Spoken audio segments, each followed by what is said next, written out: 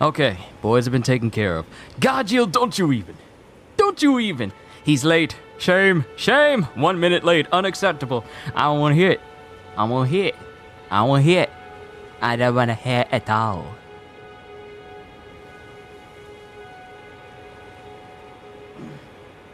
Don't. Oh, man. Psycho, good to see you. Super excited. Mom said that we'll celebrate your birthday next week, but there's the tough part. Don't know where you want to go out to eat. Ain't that always the issue? As you get older, the places you want to go out to eat start to get wider, and you can't really decide on one particular place, especially if you eat from a whole bunch. Don't you me, Godjill. Don't you me. Both of us need to be optimizing our builds because Lucilius is coming. Lucilius is coming, man. Man, I'm not prepared, okay? All right, I'm scared. I'm scared. I perfected Bahamut. I perfected Proto-Bahamut to the point where I can fight him without ever getting hurt at all. I literally uploaded a video of it when I did it in, like, what was it? Either 5 minutes or 4 minutes of me beating Bahamut, Proto-Bahamut, without getting hit with the party I was with. Completely unscathed, but I'm scared about Lucilius, man. I'm scared because his wings is different in that picture. He don't have them same feathery wings he had before. They turned into spiky wings with like a red and bluish hue to them. I'm concerned. I'm concerned. But, ladies and gentlemen, welcome. This is going to be like a chill session where I mess around in Elden Ring. And I've made a new character. This is literally me just now opening the door to all of the lands between. I'm arriving here for the first time. As you can see, that side of grace hasn't been touched yet. I haven't touched that item down there for like co-op play. I haven't moved from this spot ever since I made this character, and I did that little short video for it and uploaded it.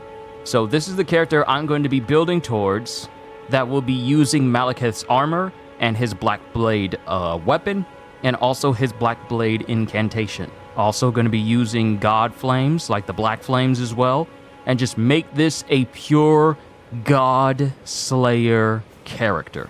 Because there's a lot of demigods in this game, of which I'm pretty sure I'm going to kill. Let me see that pic again. Godjill, look at his wings. They are not the same. Look at his wings. They are not the same as the black feathery wings he had in his intro. Bruh. Look at the wings.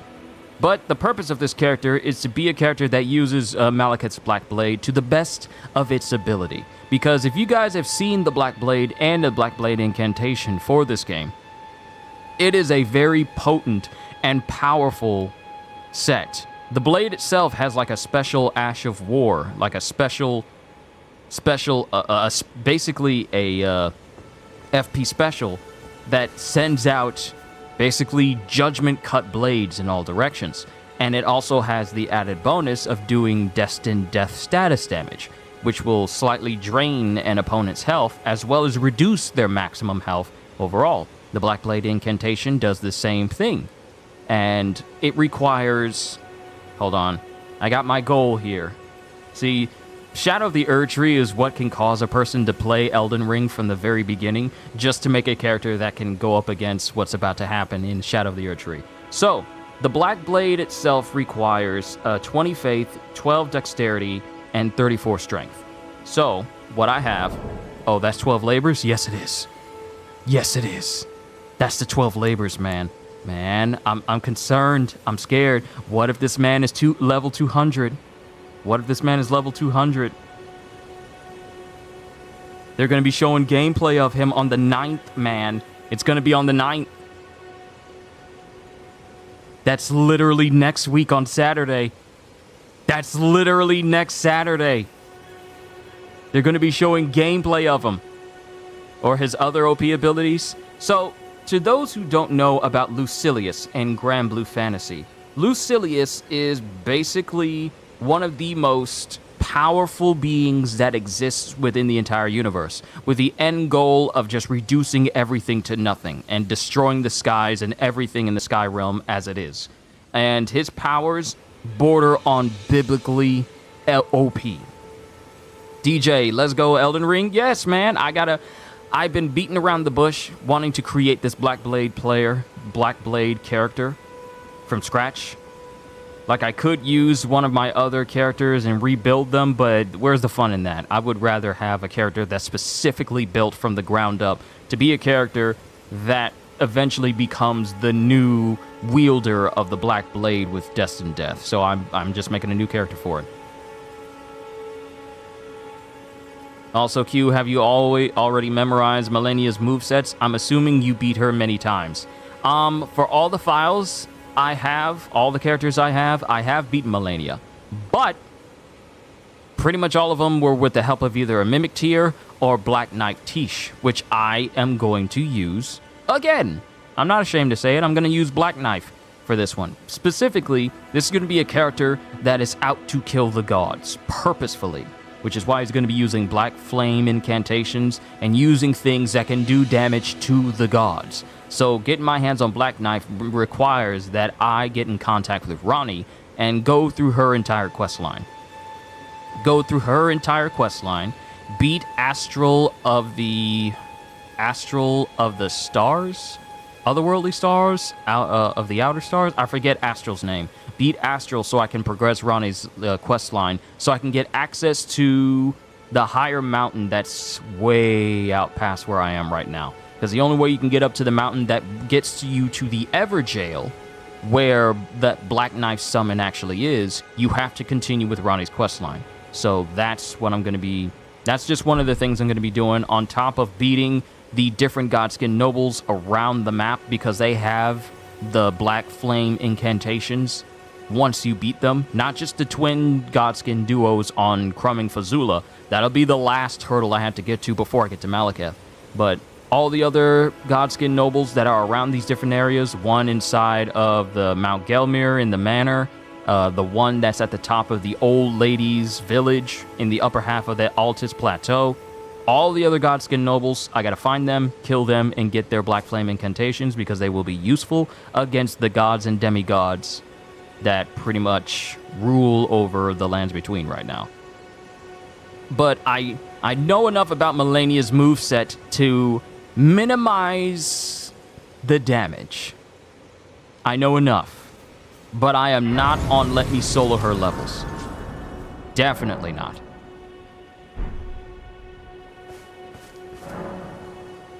Man, what is happening to the devs now, especially to Insomniac, instead of celebrating their games, but sadly the employees suddenly leave, right? It's not them suddenly leaving, they're getting laid off. No one's leaving voluntarily, they're getting laid off. And it's not just Insomniac, it's so many other studios. So many other studios are suddenly having their people being suddenly laid off. They're getting notified, but then it's almost like, yeah, you guys are getting laid off completely. And I'm like, why? You are letting go people from a critically acclaimed studio that also gave us critically acclaimed video games, from Ratchet & Clank to the three Spider-Man games, and they're also working on a Wolverine game, and you're letting people go? And you think this is a good idea? And their reasons for doing this is because we're trying to realign with our way of thinking. And I'm thinking, is your way of thinking... Wait, Insomniac is laying off people? No, Sony is. Sony and PlayStation are laying off people from these different studios. It's not... Trust me when I say, Godjiel, they are not... These studios are not laying off these people of their own volition. It is higher up the ladder that these people are being laid off.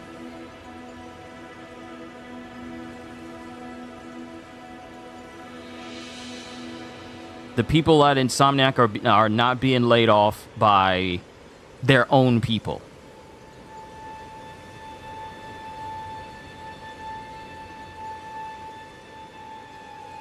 Hold on, let me see if I can find it.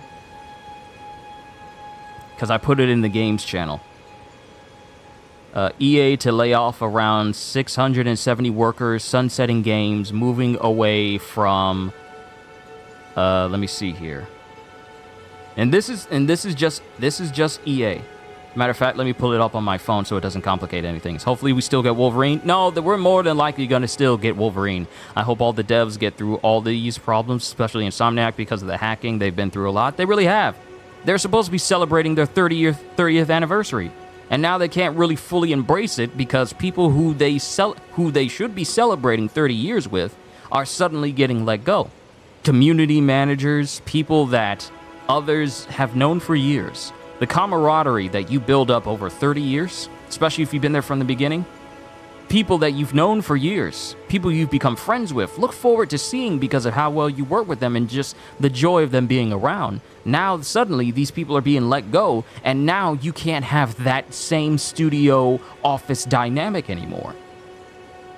The meeting of minds that have been built up over the years, the understanding of how everyone's strengths and weaknesses play off of each other, now that is getting shaken up because of layoffs like this, and it's not just Insomniac, it's other people. Let me go down.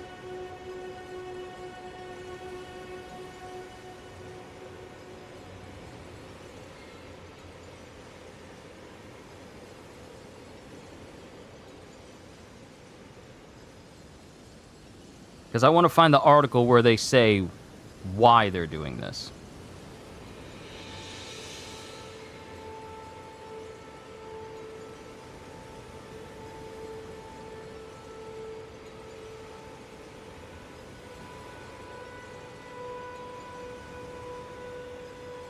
Seeing a lot of Final Fantasy VII Rebirth stuff, but I need to get down to the important nitty-gritty stuff. Let's see. Yeah, we also lost Richard Lewis, the comedian and Curb Your Enthusiasm actor. He passed away. That's another thing. But let me see about these layoffs, because there was an article posted about it. Oh, Remedy has taken back control of the Control series from 505 Games, so now Remedy has complete ownership of that gaming series. So that's a good thing. But let me see.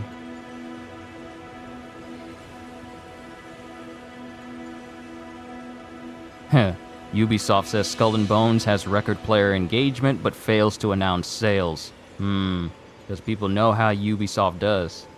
Also, y'all hear about that Willy Wonka experience that's been making the headlines on the internet lately? And it is like the new Dash Con of scams that has recently appeared.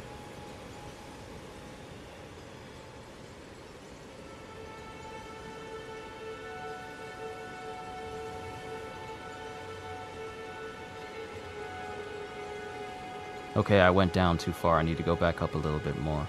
It was around when all these other studios were announcing layoffs, like EA announced some layoffs as well. And whatever that first-person shooter, that supposed Mandalorian first-person shooter game that they were working on, yeah, that's not getting worked on anymore. Let me see here. So, here's the deal with EA.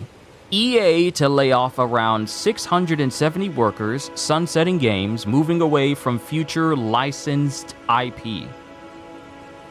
CEO Andrew Wilson says EA is adapting to accelerating industry transformation. Willy Wonka, that's a movie also, right? Yes, that's Charlie and the Chocolate Factory. But someone recently did like a Willy Wonka experience. DJ, just look it up.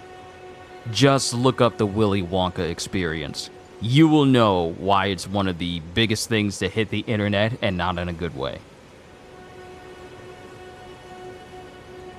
I want to see if they can... here we go. Let's see... Yeah, PlayStation laid off 900 of their staff, and the London studio to close. 8% of global workforce has been let go. So right here, in a blog post, the layoffs affect a number of PlayStation studios, including Insomniac, Naughty Dog, Guerrilla, Firesprite, and more significantly, PlayStation's London studio. Alongside the layoffs, a number of in-development games are canceled, Sony said. In a blog post, outgoing Sony Interactive Entertainment boss Jim Ryan issued an update on what he called a difficult day at our company. I don't know why he's saying a difficult day at our company when he leaving. I don't know why he's saying, what is this our stuff? You're leaving. You ain't got to deal with the fallout because you're leaving. We have made the extremely hard decision to announce our plan to commence a reduction of our overall headcount globally by about 8% or about 900 people, subject to local law and consultation processes. Employees across the globe, including our studios, are impacted. Is it really that hard of a decision to say we need to let go of all these people? Is it really? Really? Especially when a lot of these people contribute to a lot of major sales for your games? Is it really? I'm not a business expert, but when I hear we've made the extremely hard decision to let people go, it is not that hard when you're not the one who has to deal with these employees. If you're high up in your offices and you never interact with these people, is it really that hard of a decision? Because you don't deal with the consequences. They don't come back to you. They go down to you, the middleman or the person underneath the middleman. They never get to you. Sure, you'll get some complaints, but you never get to interact with that person directly, so you're safe. So is it just me, but when I hear big companies say, like, we've made the extremely hard decision to let this large amount of people go, am I the only one who feels like that just sounds disingenuous? Is it really that hard? When you make as much money as these higher up people do you really and truly care about the people who are suffering the fallout underneath you? As long as you're still making money, I honestly feel like a lot of these people do not care at all. This just seems like standard speak. We've made the extremely hard decision. We made the extremely hard decision to cut off Medicare for our employees because it's cutting into our sales. We made the extremely hard decision to allow our employees to have paid days off because we are not meeting our sales goals. We've made the extremely hard decision to give maternal leave to certain employees because because of the high demand from our shareholders. That's what it sounds like to me. So going forward, before I continue with my build here, if I got anybody new here, you'll have to bear with me. I just need to get this off my chest. These are incredibly talented people who have been part of our success, and we are very grateful for their contributions. If that's the case, why are you getting rid of them? However, the industry has changed immensely, and we need to future-ready ourselves to set the business up for what lies ahead. What lies ahead? That calls for you to get rid of 900 of your employees from all of these studios who have made critically acclaimed and massively successful games. What lies ahead that requires you to remove 900 people?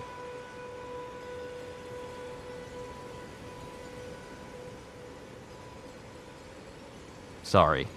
Let's see. We need to deliver on expectations from developers and gamers and continue to propel future technology in gaming. So we took a step back to ensure we are set up to continue bringing the best gaming experiences to the community. By getting rid of people that helped bring the last set of best gaming experiences to this community?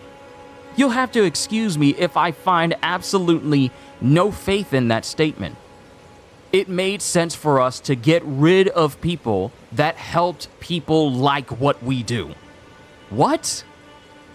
Maybe I'm just a simpleton to business, because I know nothing about it. All I know is I make videos on YouTube, and they make me money, and that allows me to continue doing what I'm doing. That's as far as my business savvy actually goes. And I know I gotta pay taxes. That's it. That's as far as my business savvy goes. But when I get told from like a super rich CEO whose only job it is to show up during state of play showcases, and you don't see him interacting with nobody, and he's saying like,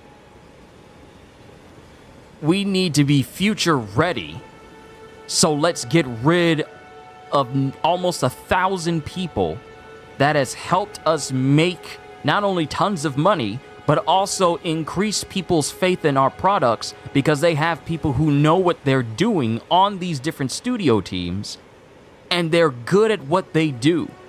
They helped us even reach a point for this future.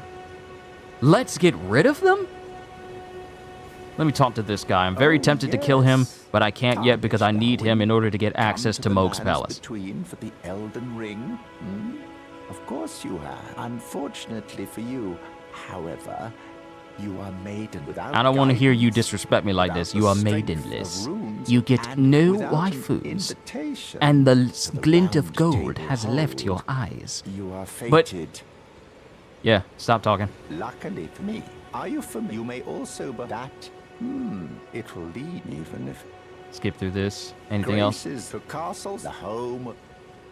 Okay. But I have absolutely no faith behind the statement of, like, we need to get rid of these people in order to be ready. Do you know, if you have an army of people who are battle-hardened, and they know what they're doing, and they're ready, and the future calls for you to be ready for the wars ahead, do you get rid of the battle-hardened people because the future calls for new blood, new inexperienced blood, or do you keep the battle-hardened veterans who can teach more new people what they know so that if the battle-hardened veterans leave, those spaces are filled by people who know what they're doing? Like I said, this statement doesn't make sense to me as a consumer who trusts Sony to give me the games that I want to play by trusting the studio to do what they do best. And the people they have. Halster, yo, welcome back from D&D. How was today's session? I don't understand, but I'm talking about the foolishness of Sony letting go of 8% of their work staff. I'm kind of going off on a tangent right there because it's because Insomniac's been impacted, Guerrilla, Naughty Dog, Fire Sprite. These people have been impacted by a decision that frankly does not make a lot of sense to me in the terms of being future ready for the changing industry. It was fun, good to know. I'm glad you had fun. But continuing with this statement from Mr. Ryan, we need to deliver on expectations from developers and gamers and continue to propel future technology in gaming. What are we talking about? We talking about the Sony layoffs? Yes, I am. Because I don't think Godslayer heard about it because Insomniac was impacted as well. One of the community managers from Insomniac was affected by this. Insomniac was getting ready to celebrate their 30 years. And it just so happened to happen the moment people are getting announced of being laid off. So they can't even celebrate 30 years. They can't even fully celebrate with people that they've been with because these people are going to be gone. So continuing, so we took a step back to ensure we are set up to continue bringing the best gaming experience to the community. My rebuttal to that is, how are you going to bring the very best, the best gaming experiences to the community if you are dismissing and laying off people that helped people have such a community in the first place, such good gaming experiences? Community managers that help mediate between player and developers, and also let people know that, hey, the devs might not be talking to you, but I'll be the mediator. Let's talk about what you guys like, what don't you like, and we'll see about, and this feedback will get back to them through me. That same sort of thing that can create a healthy community for a video game, and you decide to get rid of the community, one of the community managers from one of the best dev studios out there, and that makes sense to you? Ryan published an email he sent out to staff this morning and reassured PlayStation gamers that our plans for reorganizing and streamlining are so we can continue to deliver the best gaming experiences possible. How do you do that when you let go of people who know what they're doing already? You are literally messing up the group dynamic that has been built up for people. Like things that would flow because a community manager was there and Insomniac won't flow as well because now that community manager is gone. And now someone else has to fill that role who has not been used to that role, or you find someone new and now the group dynamic has to be reset and be rebuilt all over again. In the email to staff, Ryan said tough decisions have become inevitable. No, they haven't. No, they haven't. As much money as you make, Ryan, you clearly make millions of dollars. You make millions of dollars just doing whatever it is you do. I seriously don't know what Ryan, what is his name? Jim Ryan, what is his name? Yeah, Jim Ryan. What does he do? What does he do that makes it so that all of a sudden Sony no longer has it in them to keep everyone else going so that the experience can grow better? What is Sony doing that they can't keep these people? You can't keep 900 people? You can't keep 900 people. You don't need to lay off anyone unless there's an issue internally for the studio. Unless you're wasting money doing other dumb stuff and you're trying to recoup the cost by letting people go. But that's a you problem.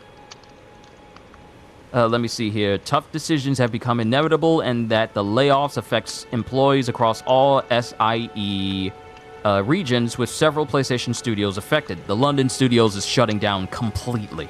So whatever the London studio has created, that's gone.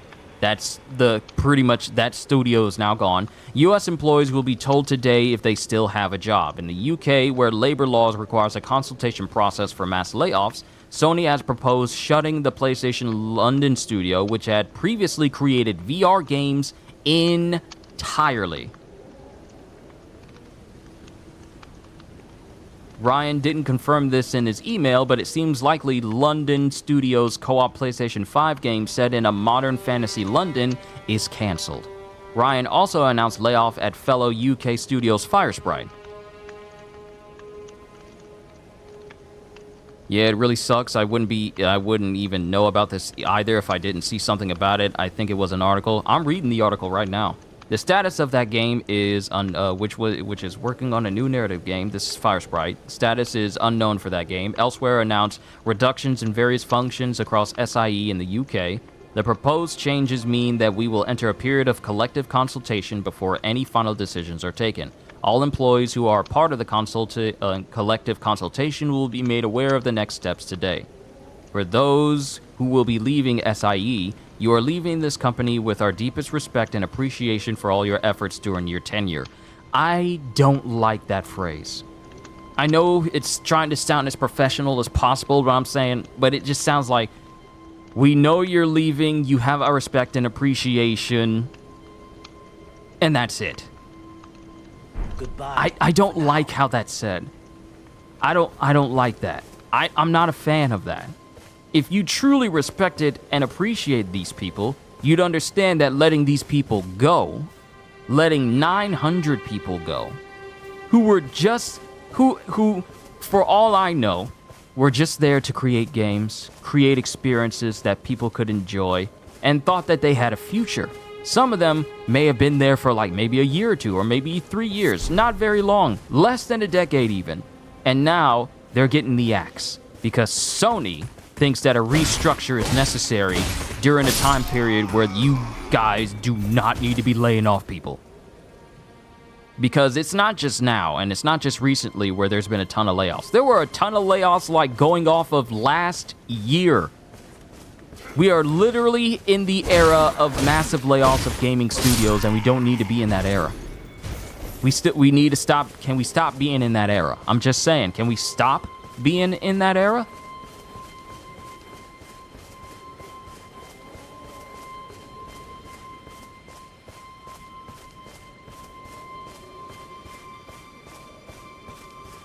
Now, it also continues, for those who will be staying at SIE, we will be saying goodbye to friends and colleagues that we cherish during this process, and this will be painful.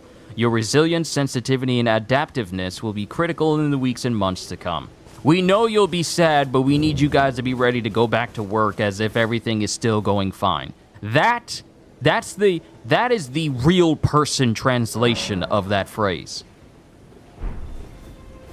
We know you've spent a lot of time with these people, worked with them, gone out to eat together, celebrated the highs, and kept each other strong during the lows, but we need you guys to be prepared and ready to go back to work and adapt to the new changes when that period is over.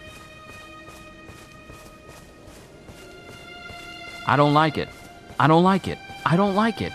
I'm not a fan. I don't like it. I don't like the way this is said because now you got people thinking like, well, we can't really mourn the loss of our colleagues who no longer will be working with us. we can be sad about it, but we can't be sad about it for long because we still gotta get back to work.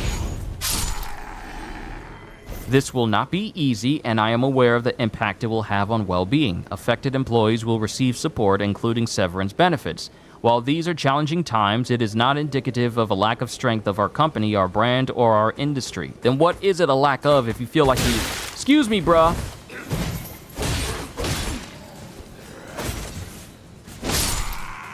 I'm trying to talk here. I don't need you stabbing and slashing at me. So, I'm gonna come back. For this man specifically, what is your name? Your name's Ryan, right? Ryan. Ryan, I'm gonna come back for you once I have my full Malekith Black Blade set. The armor, the blade, the incantation, and I'm at a level where I can just demolish god bosses. I'm gonna come back. Don't worry, I know you'll come back, since Destined Death has been robbed of this entire land, so as soon as I rest at a grace, you come back as if nothing happened. I'm going to come back here for you, since you decided to interrupt me. But my question is, what does it show a lack of if you think getting rid of 900 people is going to benefit you in the future, especially when these people have probably more than likely spent many years honing their craft at what they do, and now they can't hone it anymore because you got rid of them. It's obvious that you're lacking something if you think you need to get rid of almost 1,000 people. Something is obviously lacking if you think this is a necessity.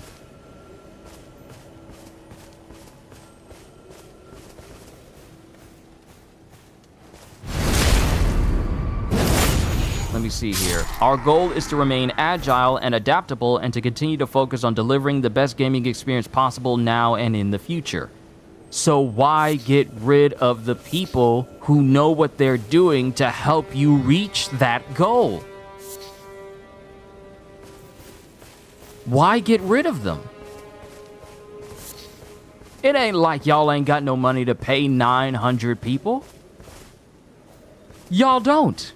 If y'all got enough money to pay a person who never takes a part in any development processes that go about getting these games developed or anything of that nature, you got money to provide for 900 employees on a regular basis.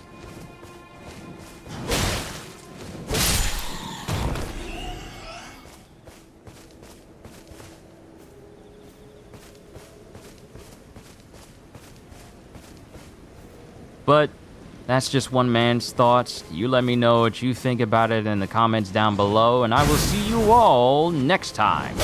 Young out. I'm sorry.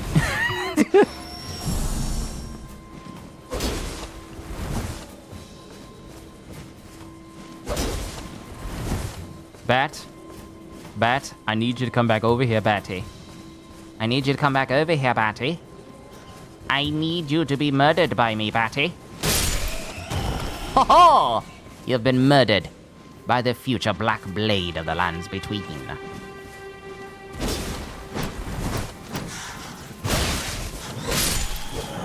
Woo!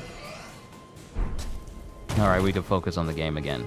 And lastly, and I'm going to stop here with the article, thank you for your understanding during this difficult period. Please be kind to each other, and please be kind to yourselves and to each other.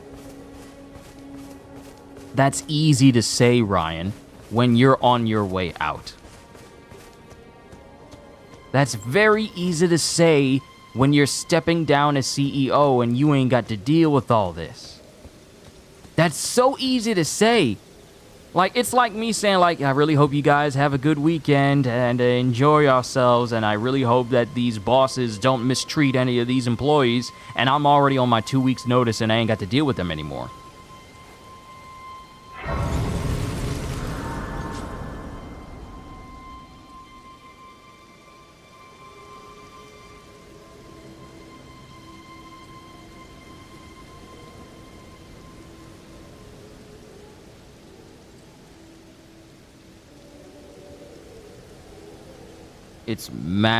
This whole article is just massively insane. Then it showed that EA is dealing with layoffs as well, laying off around 670 workers, sunsetting games, and moving away from future licensed IPs. Now, mind you, And when it comes to licensed IPs, that includes like games like the Jedi series, and of course the upcoming Black Panther and Iron Man game, since they're being made under the EA moniker. EA is not in the development process, they are the publishers. Those games, thankfully, are still getting made. Because I'ma tell you, if EA said, like, since we're restructuring, the Iron Man game has been canceled, I would have gone off. I would have gone off completely. Ain't no way you're going to tease a single player. Ain't no way you're going to tease a single player Iron Man game and then say, like, well, we let 670 people go, so now we're going to cancel the Black Panther and Iron Man game. I would have been massively upset. Yo, CDs, what's good? What's the topic? We're just talking about some of the recent layoffs that have happened for a lot of studios right now. And I'm just scratching my head over how they really don't make sense, and yet they're still saying, like, we need to be prepared for the future. Is that black and gold armor? Is that a part that set that black and gold armor is a part that set you're going after? If you're talking about the one that has it's black with gold trimming. Black with gold trimming, and it has the headpiece that covers the head, and it has like the gray hair coming out the back. Yeah, that's the set I'm going after, but it's gonna take me a minute because I gotta progress all the way through the game in order to reach it.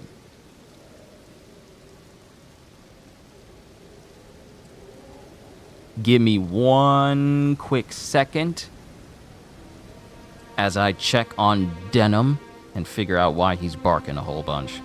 Give me a sec.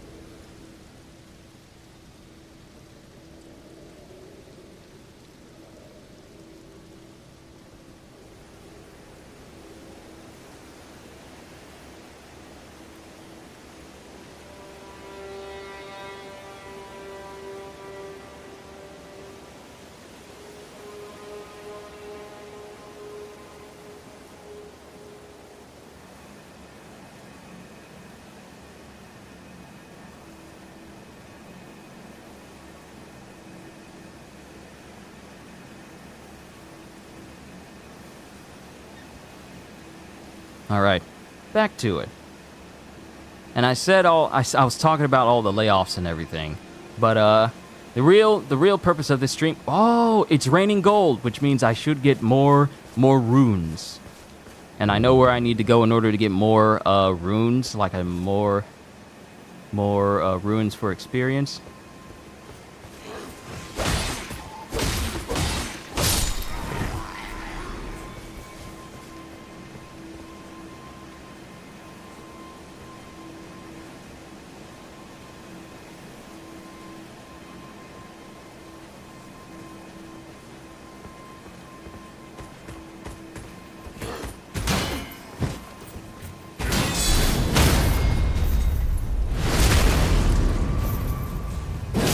The beauty of using a shield.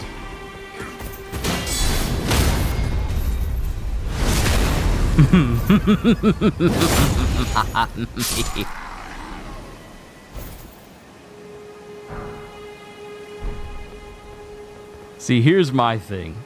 Here's the thing that I would do. If I had a friend who could play Elden Ring, and I could give them my Malekith Black armor stuff on that character, and then I call him up on this one, I could run through the game with the Black Blade already. But, you know, I'd take the fun out of it. It'd be too easy to have someone do that for me.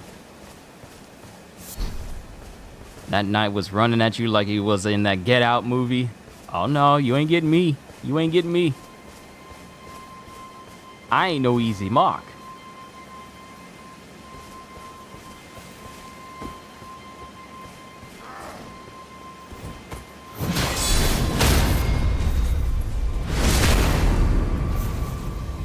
wields are so much fun in Elden Ring because of this.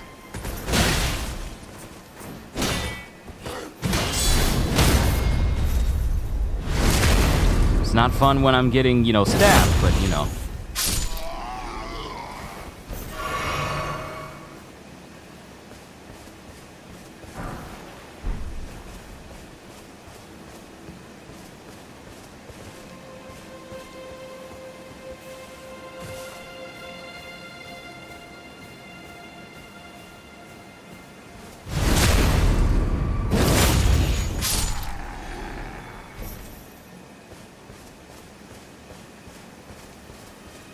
That movie was crazy, bruh. It had people suspicious when they...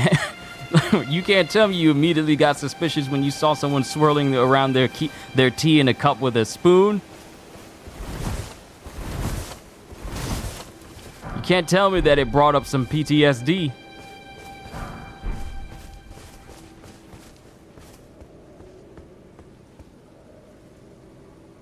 Definitely want to play Elden Ring. Elden Ring is a phenomenal game. The Shadow of the Erdtree DLC is going to be dropping in June, and I cannot wait to play it for all of you.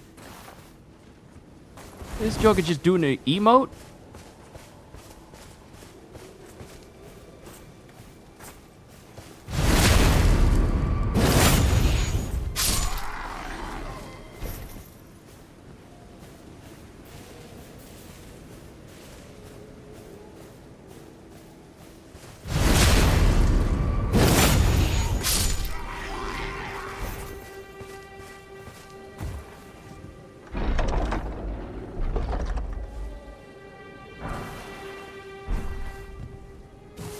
So the way I'm going to be building myself is I'm going to be building myself to use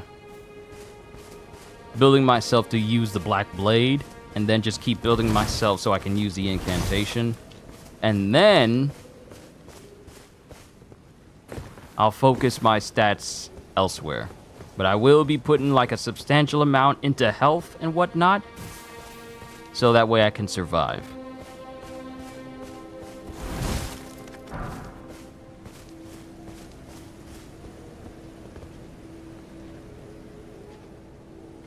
Don't know why she kept playing with that teacup. I was like, yeah, my black behind would have sunk in. I'd be all like, what you trying to do? What are you doing?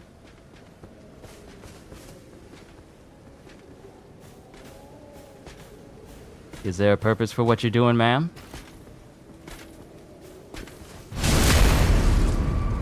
I would have been playing some gospel music in my head. You ain't gonna get me that easily.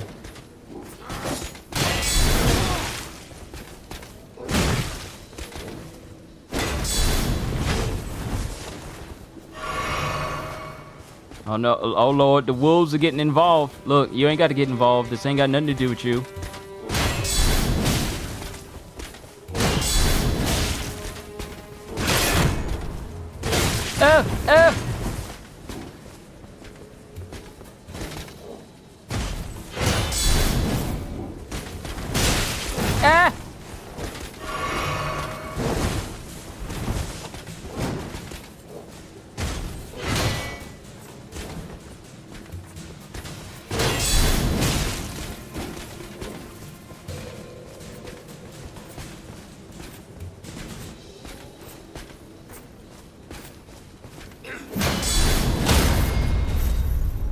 Pardon me while I stab your friend.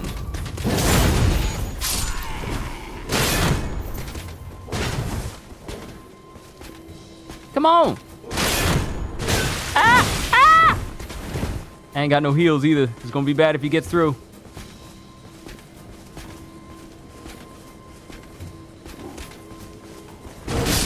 Ah! Ah! Ah, he led me. He led me with that. He led me with that. That's upsetting.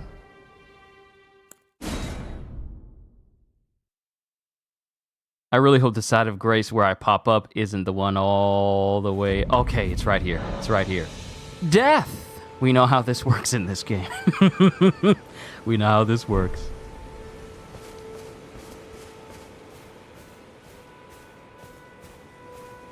See, this is me just starting out.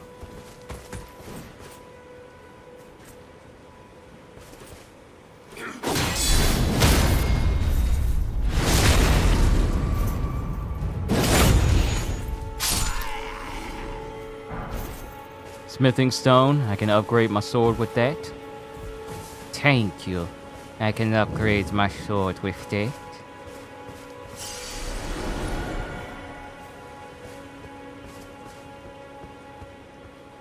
Calling your friends, ain't scared of none of them.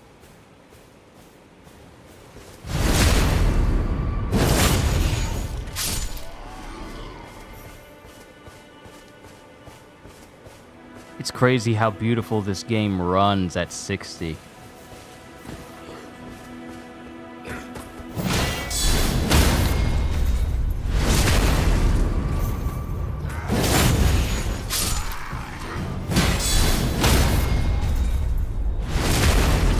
And the beauty of this counter is that it doesn't use up my FP bar. It just uses up my stamina in order to do it. And as long as my stamina is full, or full enough, I could just keep doing it. I stab you in the back, sir. Law dictates that you die from this impact.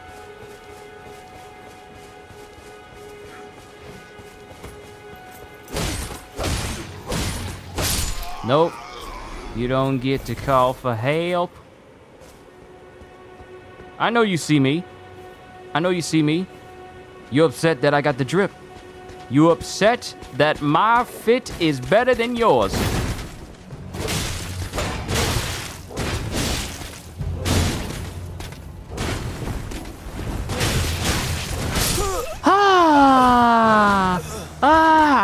I should have dodged to the side. Trying to dodge backwards from a far-reaching weapon is not a good idea. It's not a good idea.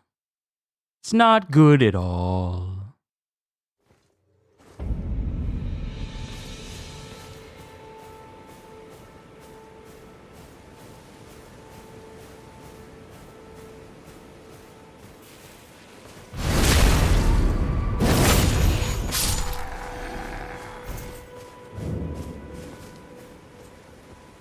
It ain't that he quick. It's just that I'm dodging wrong.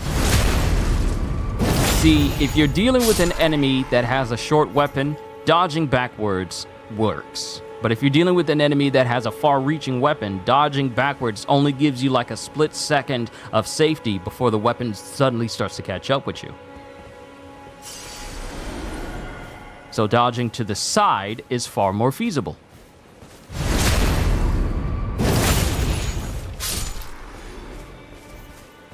I will say this, though. I'm slowly but surely building up enough runes where I can actually start to level up.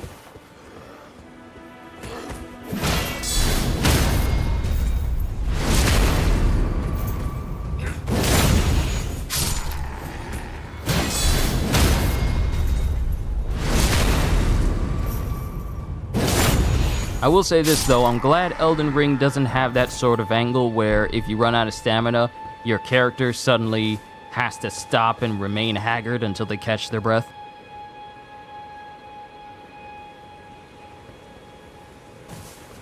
Man, bro, I'm gonna be pulling in extra hours and time. I have 3 or 4 weeks till I finish my chapter 1 and post it. I'm like, dang, tomorrow is March. Yeah, tomorrow starts March. Tomorrow starts my birthday month. And mind you, my birthday isn't for how many Saturdays? At least 3 Saturdays, and that includes this Saturday that's popping up. Because my birthday is on the 23rd, on a beautiful, beautiful Saturday. But I'm going to be celebrating.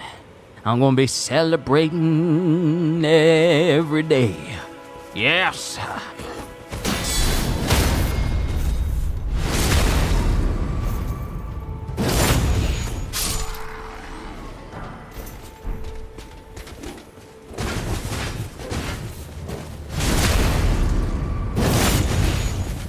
Finessed. Long-reaching weapons.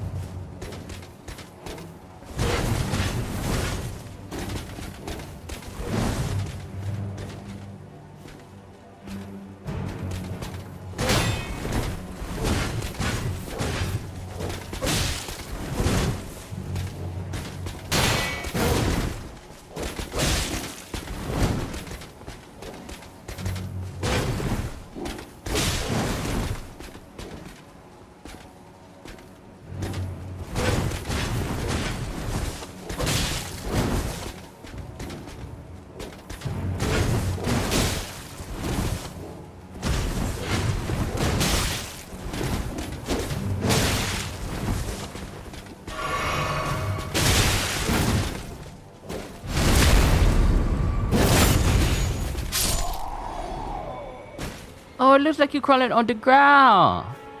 It looks like you're crawling on the ground. You alright?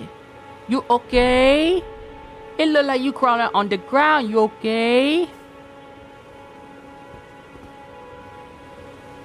It appears to me that your lifeless corpse is laying here in the hot sun.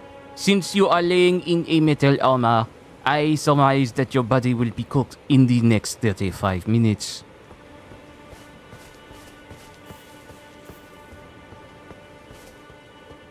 Alright, now it's time to kill everybody else in the camp.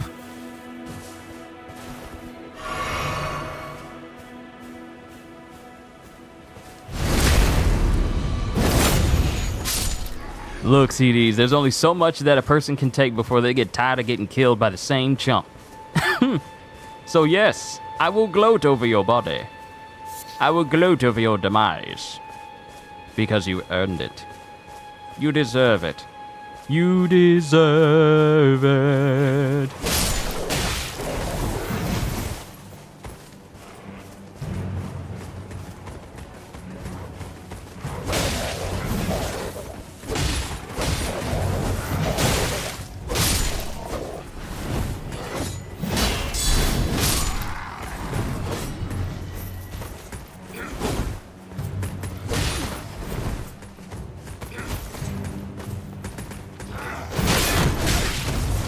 Oh, you broke through my guard because you thought you had like a big old nice hammer.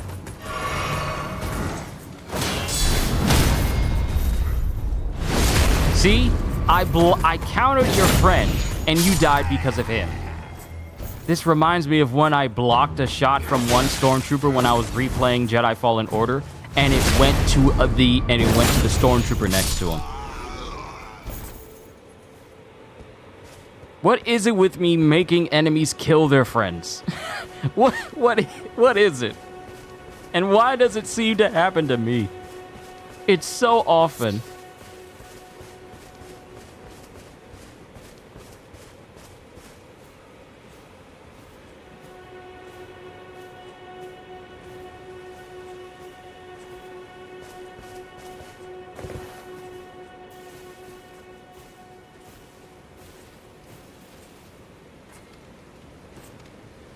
I don't know why you're carrying a torch. It's broad daylight. It's literally 12 o'clock in the afternoon. In this world. It's 4:55 here. I don't know why you got a torch out. What you looking for? Are you looking for the darkness in the cracks of these rocks?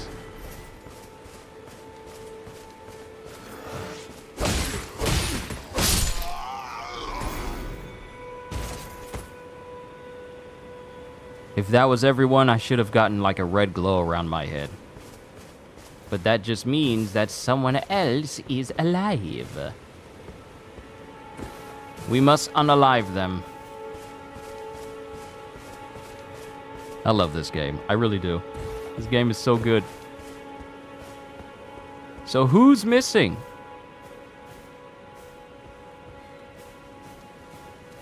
Oh, you, Jensen. Red glow. Ah, there we are.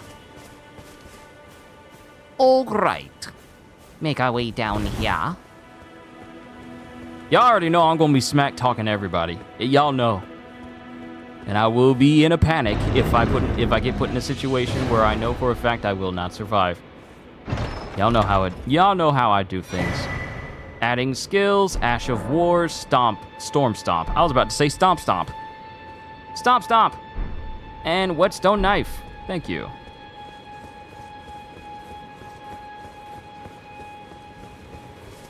So, what I love about this game is the freedom it gives you to explore.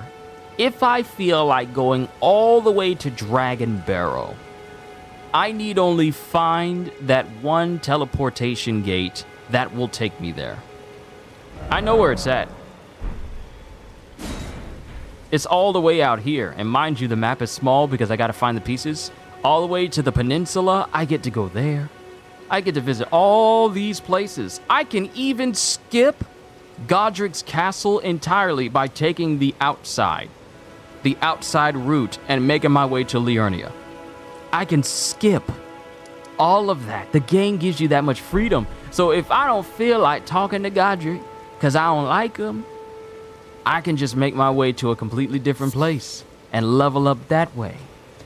Because frankly, I'm going to need it if I'm going to be trying to be the next Malekith of the Black Blade. Using his weapon, using his armor, without fat rolling, mind you, so I'm going to be putting some points into my ability to wear heavy armor, which I probably should be doing right now. So I got the Confessor gloves. And now I can wear the Godric Knight gauntlets.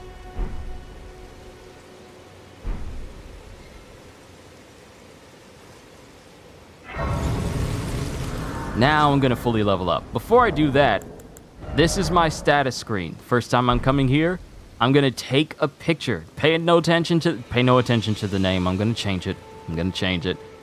Because Destined Death Q just sounds way too on the nose.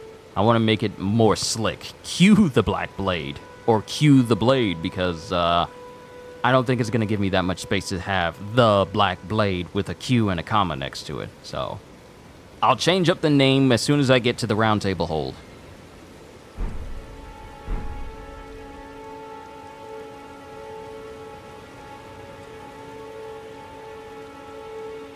Hold on. Oh, nice. It doesn't have like that little disclaimer down there at the bottom. Okay. A before and after picture of how I'm going to look. This is how I started. This is how I look when I started. And then I'm going to have a picture of what it looks like when I have Malekith's full set, and I'm fully optimized to be a complete Godslayer. So, yeah. Right. I just remembered that since I haven't rested at a site of grace, this will prompt the appearance of Melina.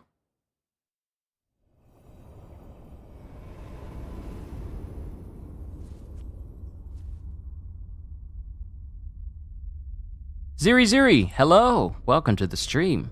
I'm just messing with Elden Ring, creating a Black Blade Godslayer character. Traveler from beyond the fog. I am Melina.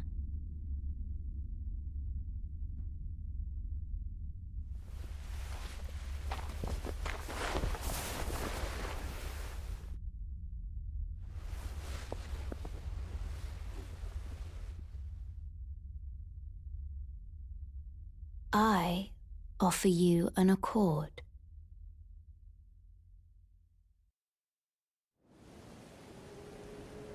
Have you heard of the Finger Maidens?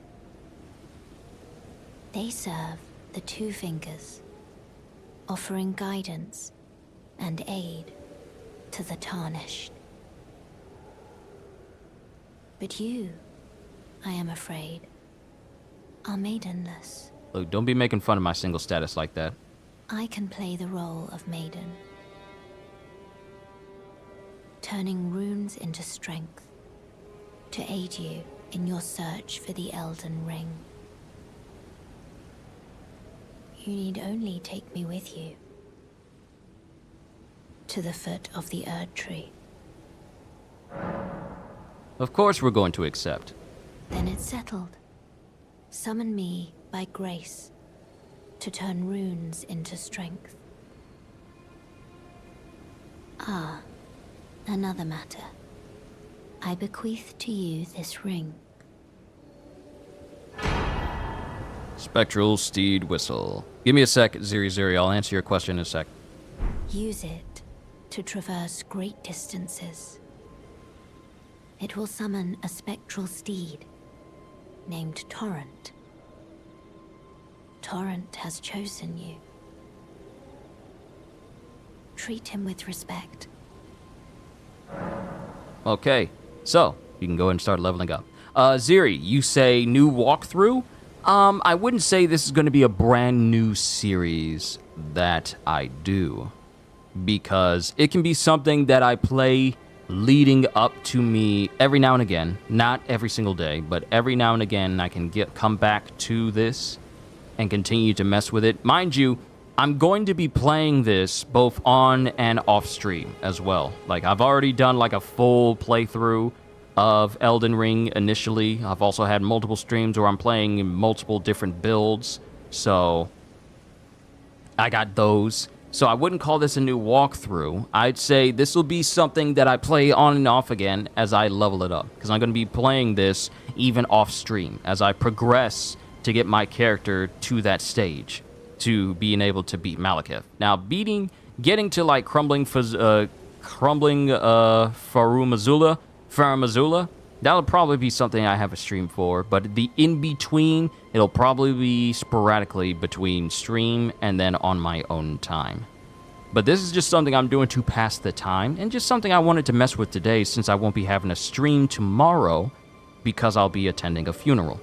So I'm doing this today so you guys can have a little something to, you know, a little content to chew on just for a little bit. And then we pick up again with more solo leveling stuff on on Saturday, and then another One Piece episode later that evening.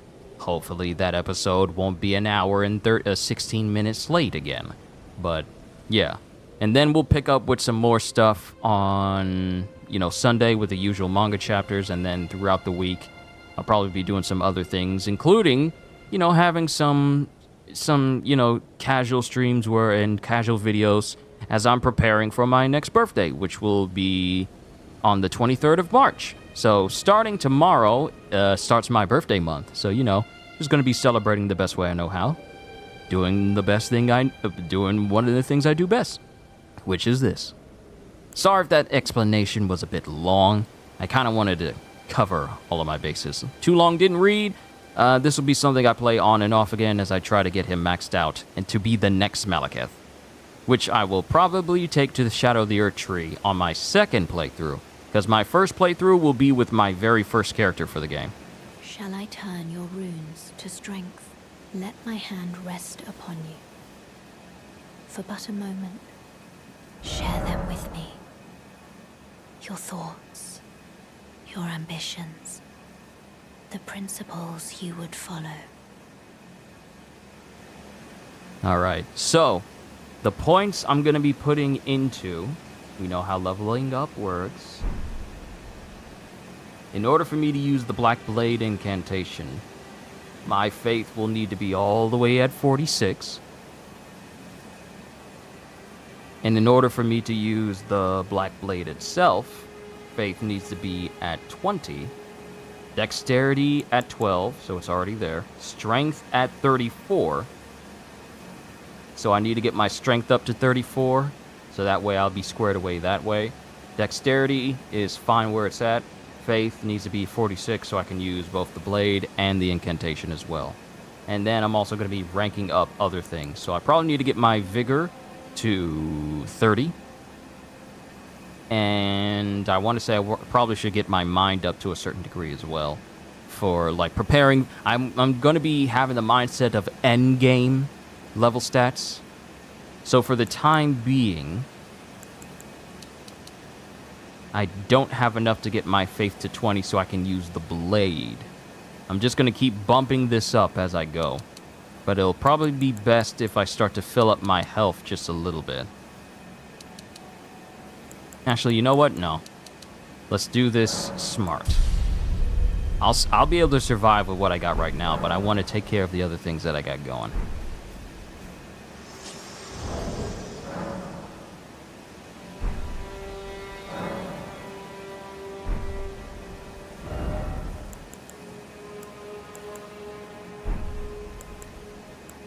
Alright, Torrent will be... Actually, Torrent, remove, you can be on the upper one.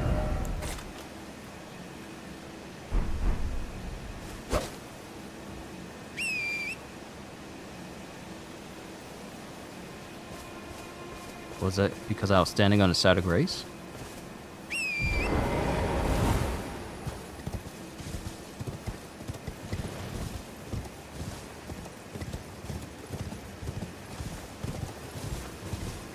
Oi! You there. Could you help us?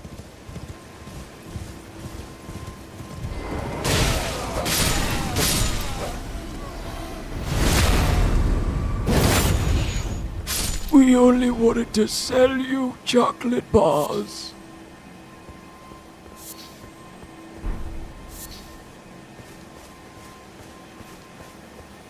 Now, that thing is gonna see me.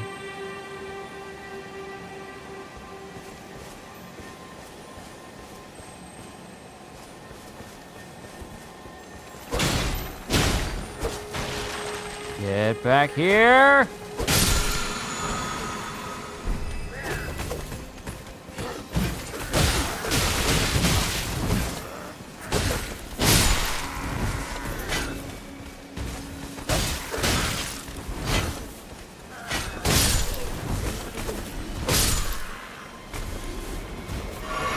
Now, I highly doubt I'm going to be able to beat this guy at the level I'm at. He's literally a Black Knight. Woo!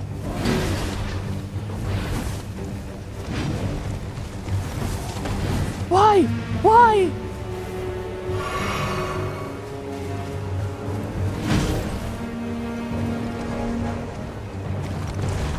Ah!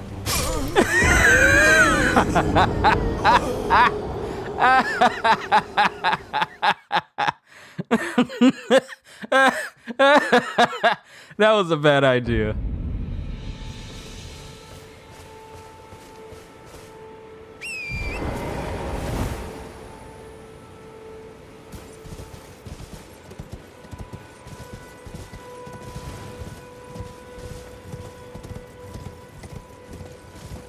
Oi!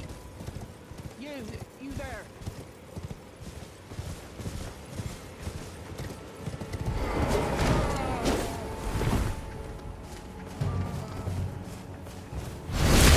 No, why are you running? Why are you running? Why are you running?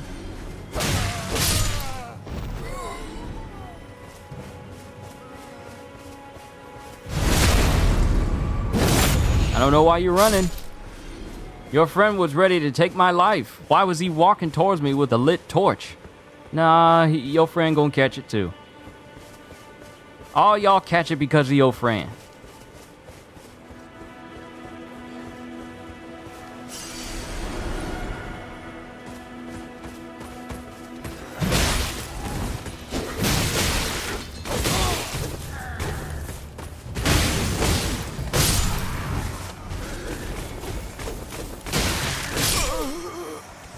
Ain't no way I got killed by this guy.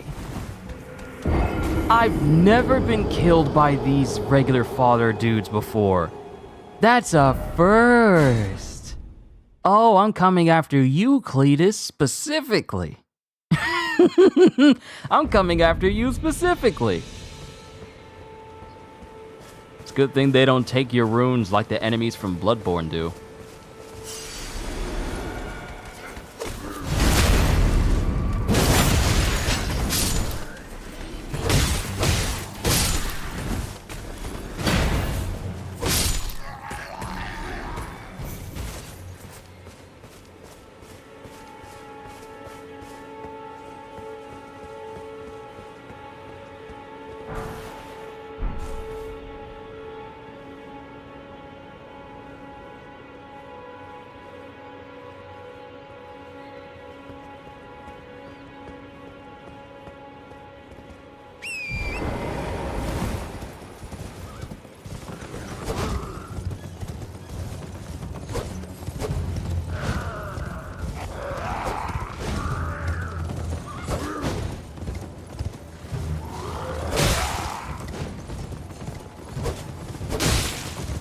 Slicing them up the back.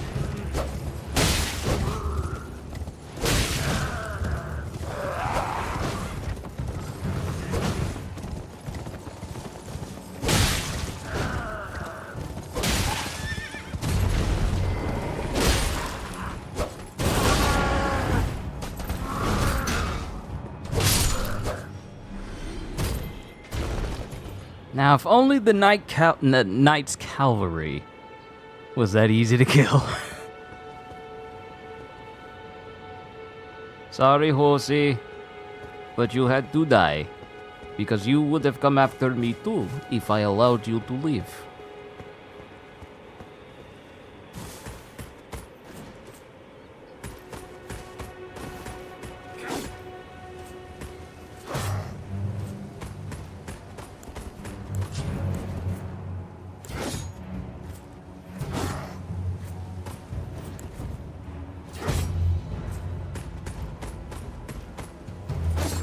See, the thing is, normally if there's something in the way of an NPC when they're trying to get to you and it's smashable, they will attack it so they can break it. Unfortunately, for this guy in particular, the hitbox for these bundles of sticks and these stools are too low for his attack to actually break them. Therefore, he is permanently stuck in this animation of trying to get to me, but also break the objects that are in his way.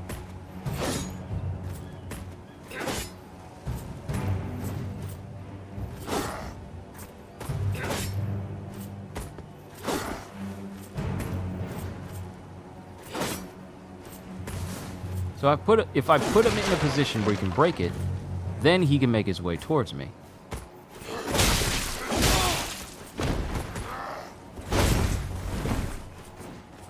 And because I was careless, he was allowed to get a couple of hits in.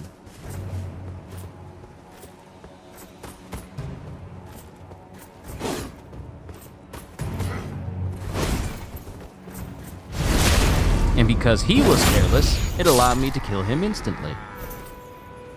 Ah, here's the carriage.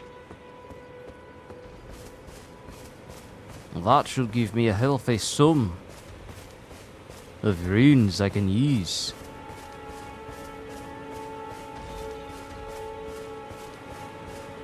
Of course, they always tend to have like a full posse following them, so I just have to kill them. Y'all don't know how to drive if y'all driving over the rocks like this.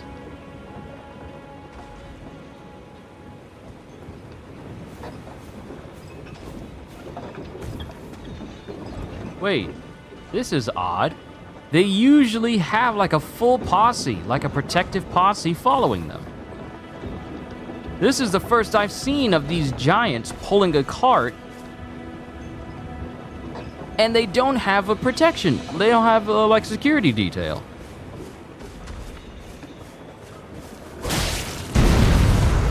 Sir, I command you to stop the carriage. Thank you.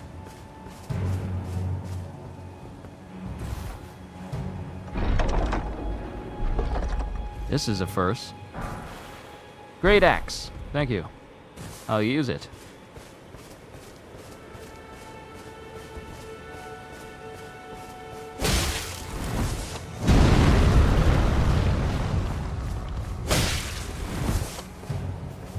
I gotta be careful because they could try to retaliate at a moment's... Aha! See, right there, as soon as I got close.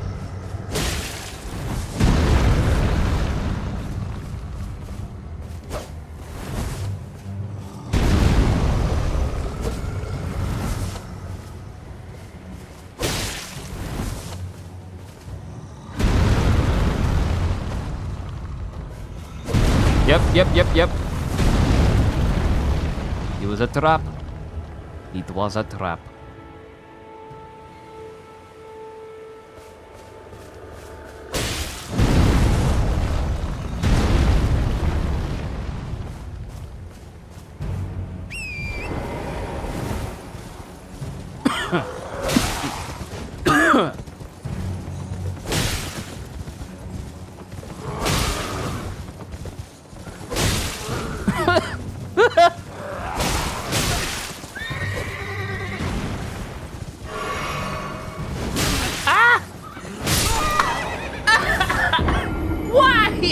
Why? I was trying to cough and move at the same time.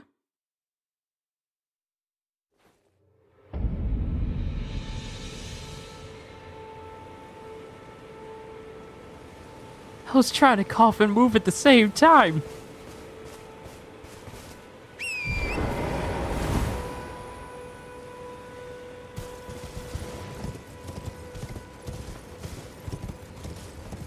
Oi! You there. Could you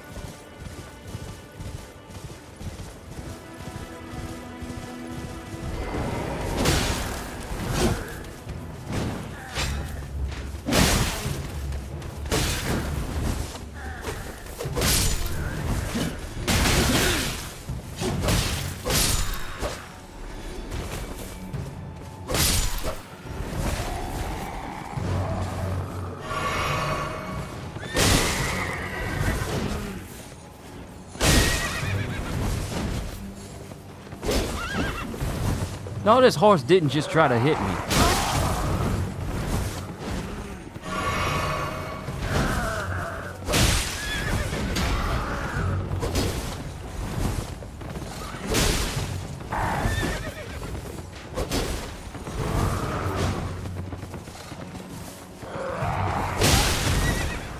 Get off your horse.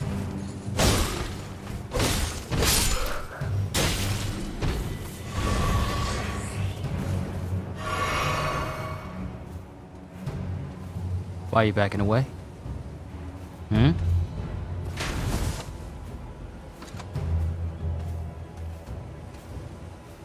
You're backing into a fence.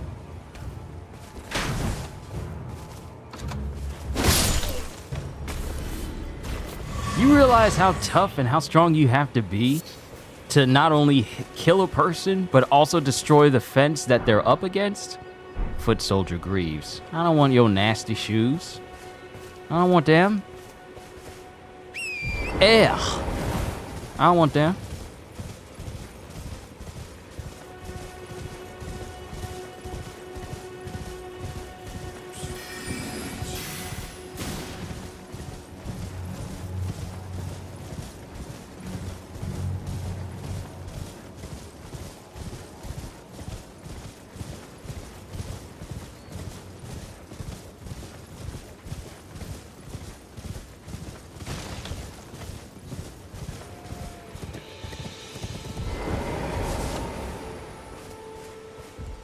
Alright, another side of grace. We're preparing ourselves, even if I have to forego going to Godric's castle completely just to make myself ready for this.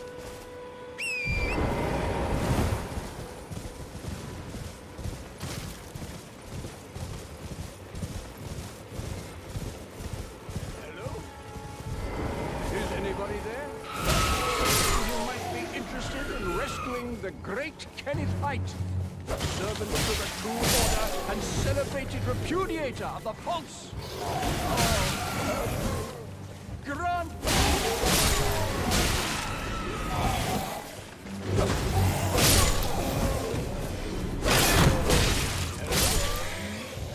Is anybody there? Someone might be interested in rescuing the great Kenneth Height, servant to the true order and celebrated repudiator of the false.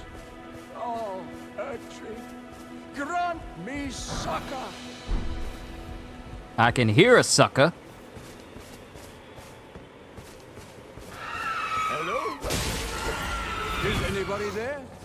Someone who might be interested in rescuing the great Kenneth Height, servant to the true order and celebrated repudiator of the false. Oh, Erdtree, grant me succor.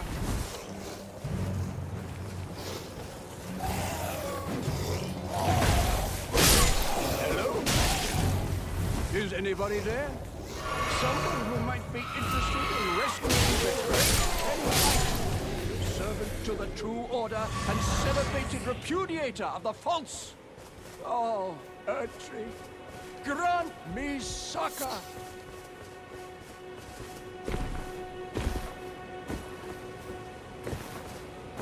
Hello? Is anybody there? Someone who might be interested in rescuing the great Kenneth Height, servant to the true order and celebrated repudiator of the false. Oh, Erdtree, grant me succor.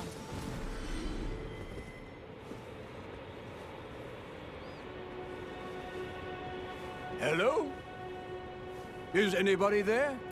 Someone who might be interested in rescuing the great Kenneth Height, servant to the true order and celebrated repudiator of the false. Oh, Erdtree, grant me succor. Ah, you've come to lend me your aid, have you? Well, that's very kind, but, no. No, the help is very much appreciated, even from a tarnished. Despite appearances, nobility is no prerequisite to serving the true order. You might have heard of me, Kenneth Height. Next in line is the rightful ruler of Limgrave, young Tarnished. I would have a boon of you. I want you to take back my fort. It lies to the south, beyond the Mistwood. A knight commander from Stormvale took it. A fool! And plumb mad to boot.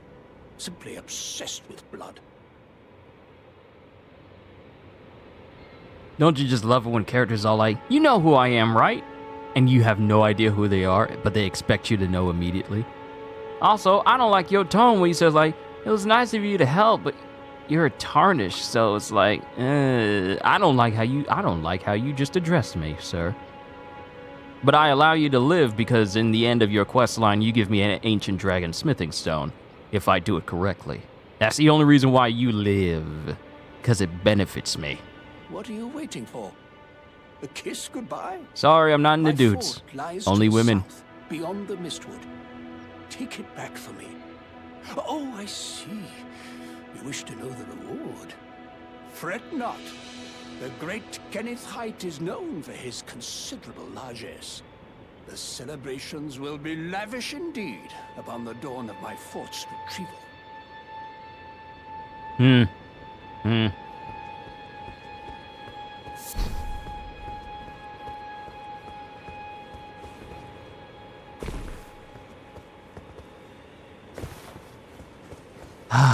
God, I keep forgetting just how good it is to play this game. It's fun. Like I have, hold on. Let me show you the builds that I have. I could save right here. I'll be safe. I love how you can save basically anywhere. And you'll start right where you left off. I love that. But let me show you the builds that I have.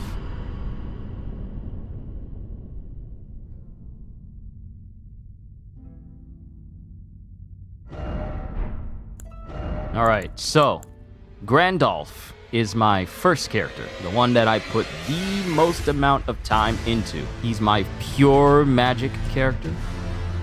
Level 231. Just being a magic caster is so much fun for me in this game, and I also love it in other games, which is why I'm going to be a mage for the upcoming Dragon's Dogma 2. Yes, I will be doing a series on that, so I can't wait to play that. Gold DN is my faith build character. He's just like pure faith. He's my pure faith build character. Then you have, well, Kyushu. He is my dexterity bleed character that specializes in katanas and the Hand of Melania blade. Unga of Bunga. I'm pretty sure you can guess what type build he is. Pure strength, wielding the armor of Bullhorn Tragoth and the giant stone hammer of Tragoth. And then you have Black Knife Q, which I had one of my friends, I want to say like a year, maybe a year and a half ago. I gave him the Black Knife armor to him so that when I started this character, I could go through the game wearing the Black Knife set along with some pieces of gear that would make me just cosplay as a Black Knife assassin the entirety of the game. Haven't spent too much time with it. And the one I'm working on now, the name will change. It's not going to be Destined Death Q because that's just way too much. I'm going to change it to something else as soon as I get to the Round Table Hold. But this is going to be my Black Blade build with a speciality in god-killing pyromancies, well, god-killing incantations, and using the Black Blade to just decimate everything. But it's going to be a hot minute before I get to that point. But I said all that to say this. Every single playthrough that I do for Elden Ring changes my gameplay style. Whether I'm playing my magic character where I have to be a good distance away and focus on dodging so that I don't get killed by certain enemies, or if I'm playing my strength build where I just run into the midst of everything and tank all the hits because nothing can break my poise, or if I'm playing as my faith build and just, you know, constantly healing myself and also throwing some incredibly potent incantations. Or if I'm playing as my katana build and just cutting through everything with either Eleonora's polearm or using the Hand of Melania to waterfowl a whole bunch of things and just watch it bleed to death. Every experience I have with Elden Ring is just massively entertaining. every time I boot up this game and create a new character, it just makes me think of, okay, how am I going to build this character? And it changes how I play overall, which in and of itself is amazing to me because the game is just that good. I love every single time I boot up this game because it's fun.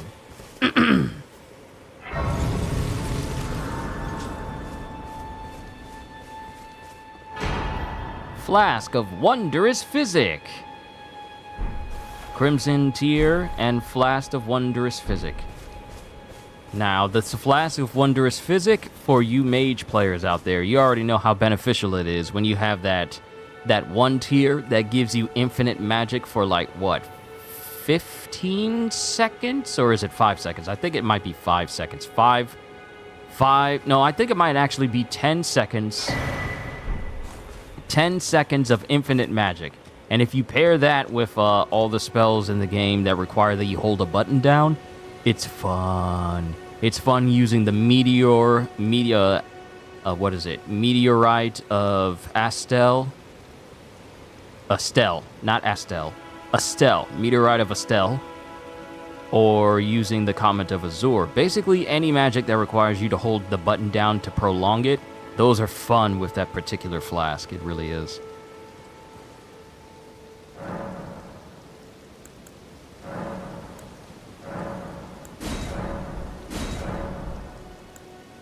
So we don't have any golden seeds, so we cannot increase our flask size.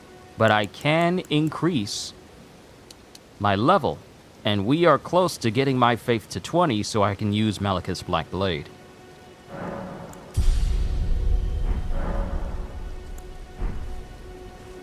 I'm not going to worry about talking to Melina because I've already done that during my original playthrough. I'm only going to focus on killing enemies so I can get stronger.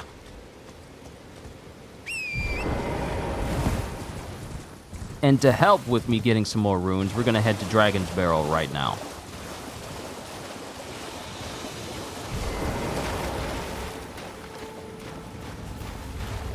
Is it dangerous to come here at such a low level?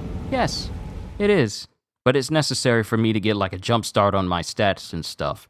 Because once I max out my faith, I'm going to focus on my health next.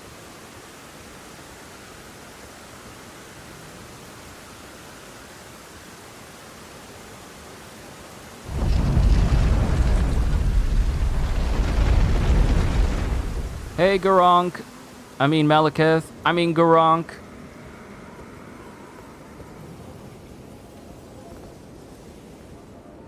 It's crazy that when you meet Garunk, you have absolutely no idea that it's actually Malekith in disguise. Because the real reason Malekith is out here is because when Destined Death was stolen, Destined Death itself started to take root in the ground of the lands between, and gave birth to the death roots, which basically caused people to become those who live in death. Essentially, any enemy that is basically skeletal and of its like, they are known as those who live in death, and that's because of the death roots after the death rune was stolen. So he's here trying to find all of the death roots and consume them so that he can get rid of basically these remnants of Destined Death that exist out in the world. So when you come across a death root and bring it to him, he's trying to consume it all so that Destined Death can no longer actually be in the lands between.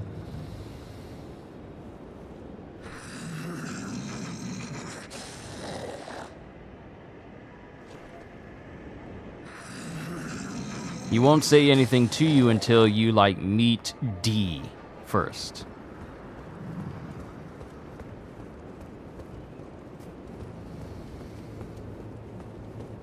So now that we're here and we have our very own spawn point that we can go from, we can make our way back to a previous area.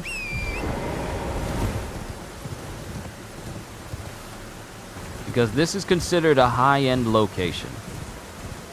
Like, if I were to try and kill an enemy that's here with my run-down weapon, like, for example, this guy.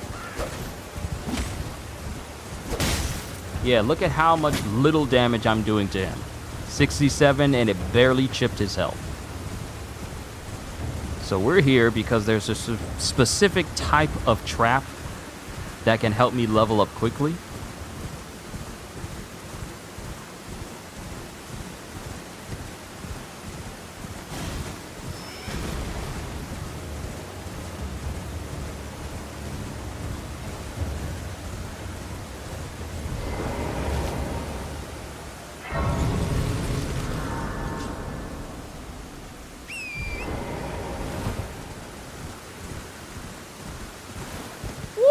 That was not the way to go over there. We have to go around.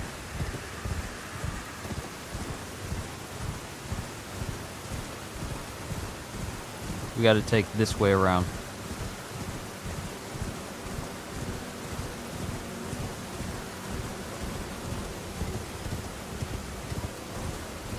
Good thing it's not nighttime yet, otherwise there'll be a knight's cavalry down there. But we got to come around here.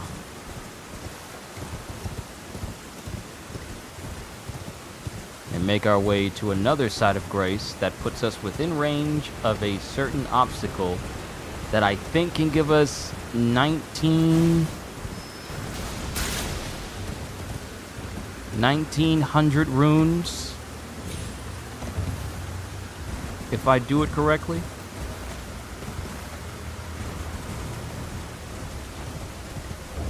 If it was nighttime, a Knight's Cavalry would be right here. And I remember my first encounter with a Knight's Cavalry. Kitty, it's good to see you. Welcome to me trying to build a Black Blade Godslayer character. So the end goal for this particular character is that when I'm done with him, he will be using Malekith's Black Blade, his incantation, and wearing his armor. And then using Black Flame incantations because those are things that do the most damage against demigod characters or characters with a god status. So you are literally in the openings of my anime training arc for this one particular character.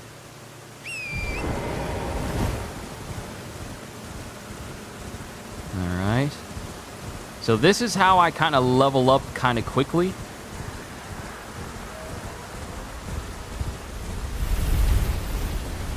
Let that fall off.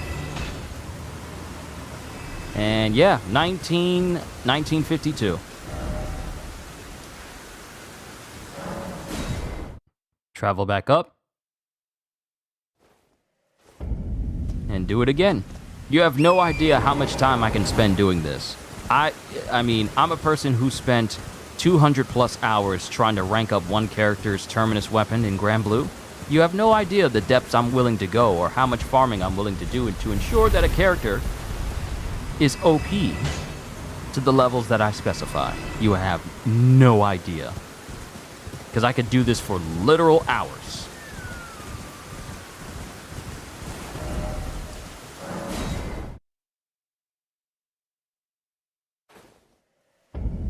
Can I use this video to also overlevel my character? Making a broken character, huh? Kitty, though, the way this is going to be built up is that specifically the Black Blade incantation has the added bonus of not only draining an opponent's health, but also greatly reducing their maximum health. It's not ridiculous to the point where half their health is missing, but a boss that is not able, that has even less health permanently with no way to raise it above that, is a boss that's going to be dead very soon. But also the special ability of the blade itself releases like this judgment cut 360-degree omni slash in all directions that does the same effect. And that's what I'm going to be working towards, because it shreds enemies. It shreds enemies, and it's a monster to bosses. So yeah, that's what I'm going to be working on. But yeah, Psycho, you can use this as a method to level yourself very quickly. Some may consider it boring. You'll have a better chance of getting more runes if you get the golden scarab from the one cave that's deep within Caelid, but I'm not at a level where I can get that yet. My resistance isn't high enough. My health, it definitely isn't high enough where I can survive even getting through the cave, let alone taking down the bosses that are on the inside. So that's something I'm going to work on. But this is a good way for you to get like thousands of runes very quickly. And I actually actually, Psycho, you don't even need to use this video to do it because I made a video of it. Like I made a video of it. I want to say during the year this game was released, I made like a easy rune farm from this method video. And arduous path. So you can use that as your My basis. worries were unfounded. Torrent had your measure from the very start, whereas I merely pretended. There is but one other thing I can do to offer you guidance. I can take you to the Round Table Hole, gathering place of tarnished champions, guided by grace. Ah, cool. We can go to the Round Table Hold now, Very and I can well. finally change this Let my dude's hand name. rest upon you for but a moment.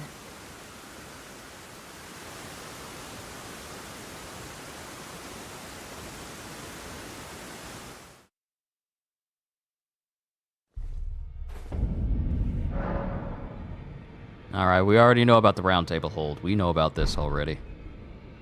I need to say this to all of you. Halster, Kitty, everyone who's here. Thank you for being here.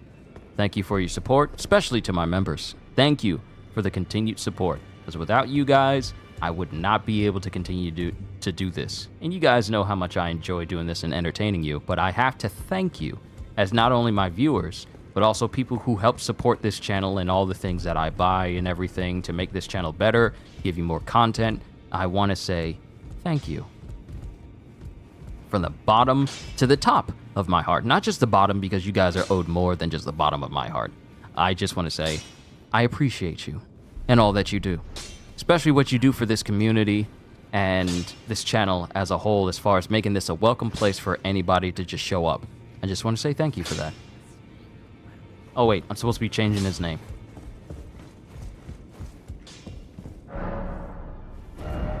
Alright, time to get rid of this ridiculous name, and I can't go further than this.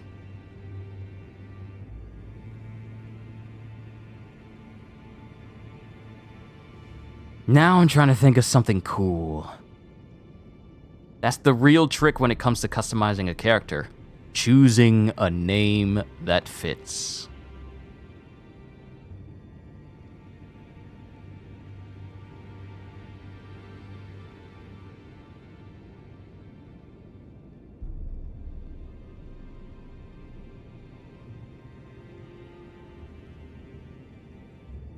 Ooh. What's the name and number of the video? Oh, it's actually not it's actually not in... Thank you for bringing smiles and wheeze laughs. No, Q, not the sappy stuff. Oh, no, I gotta be honest with you guys. But, the name of the video...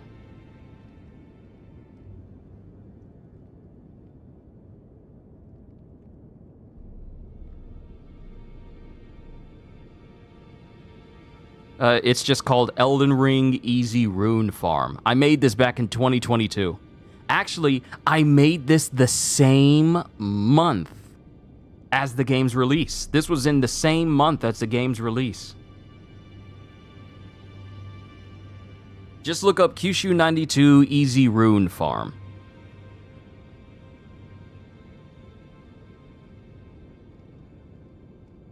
I made this 2 years ago. Yeah, just look up Easy Rune Farm, Kyushu 92 or Kyushu 92 Easy Rune Farm, and it'll be right there for you. Trust me, it's going to be incredibly hard to miss because you'll see my smiling face. So you know what? I think this fits. Instead of it being Malekith with a K, it'll be Malekith with a Q. I think... Okay. So, just to make sure that the pronunciation of this will actually be accurate, I'm going to pull up a Google Translator. I know I got a translator on my phone. So I'm going to pull up... I'm just going to type this up to see if it'll actually work.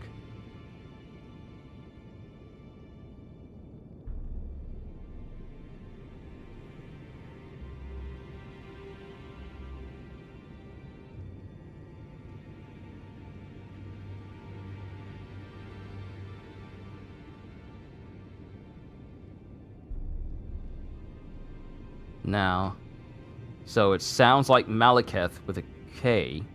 How does it sound with a Q?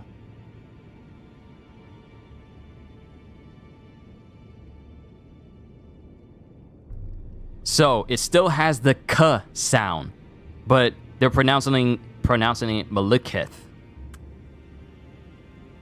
Even though the only thing changing is the K to a Q. So it still keeps the K sound, so this fits. So, Malekith with a K will soon fall to Malekith with a Q. This is magnificent. There we go. CDs, welcome back. I finally made it to the round table hold, so now I can go ahead and have my dude's name change. Malekith with a Q. I like it. I like it. You guys are geniuses. Thank you for that.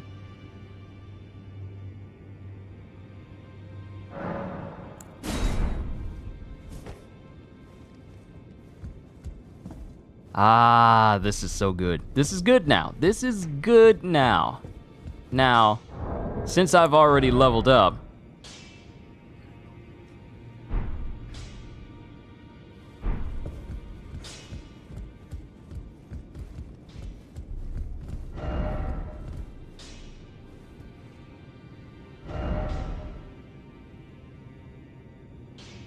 no two-handing ahead, therefore try grass. Because I know someone created a message here. That had the person gesture to leaning forward with their hands out to the side. And it kind of appeared to touch in the in the frontal region of where the lower half of the armor was. And it was a point of much humor back during its initial year.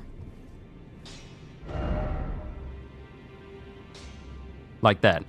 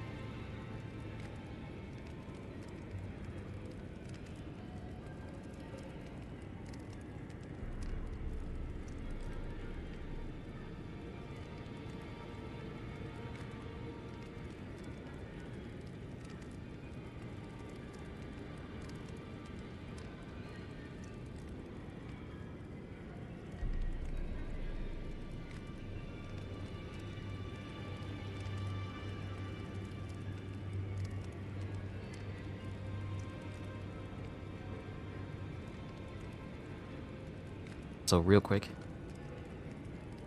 I'd like to welcome a very special guest here so you guys can hear her on my stream today. My sister, Lex. Say hello to everybody. Hey!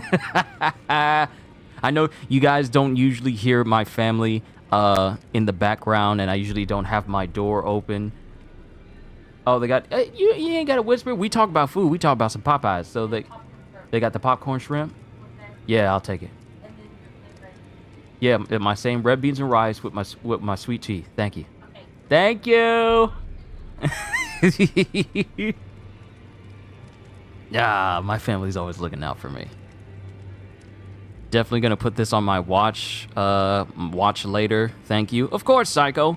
Now, mind you, it's a pretty average farm. It's a pretty average farm for runes, but given how useful it can be early on, it's an incredibly beneficial one. And it'll help you at least level up enough so you can go find that cave in Caelid, fight those enemies, and get your hands on the golden scarab so you can get even more runes, which will help with you leveling up even more, which is kind of what I do for a lot of my characters. All right, so we're here at the round table. I need to upgrade my sword. And this will probably be the sword I keep using for a nice long while, since hold on, let me see here. Yeah, the broadsword tends to be a good weapon to use for for a good chunk. It's nice, it's easy. Is that the little sister that massacred in Skyrim? Yes, the very same one. I can't believe you still remember that. The story I told you.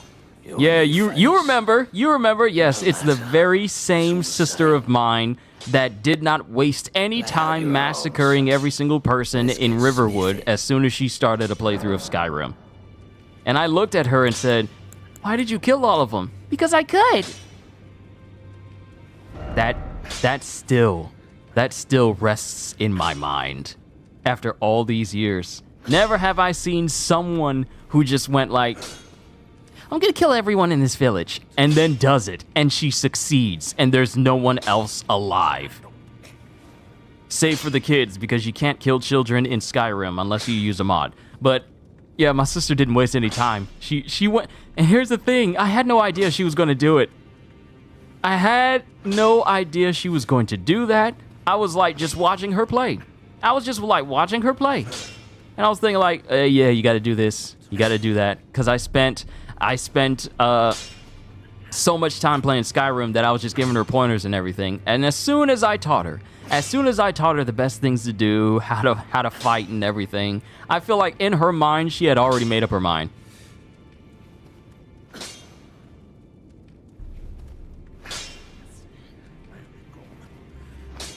Did she kill the kids? No, you can't kill the kids, but you can inflict harm on them to cause them to run away from you. But she did kill everyone else. She killed everyone else. If guards ran up, she killed them. If people tried to run up on her that were regular civilians, she killed them. She massacred the whole village, where only the kids were left.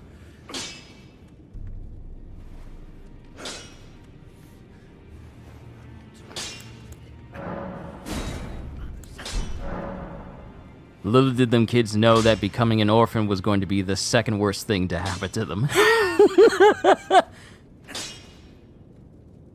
Okay, thanks the Lord. Yeah, in Skyrim, you can't even kill kids anyway. And people have tried. People have tried. And because you can't kill them, people have made mods that allow you to kill the kids in Skyrim. Of course, they are not present on the consoles. Bet she didn't do that to them giants. I don't think she even got that far. Because as soon as she was done massacring the village, I think she said, "I'm done. I've done enough." And then she gave me the controller back. And I'm like, "You just massacred an entire village and you're finished?" Yeah, I'm done. What? Excuse me.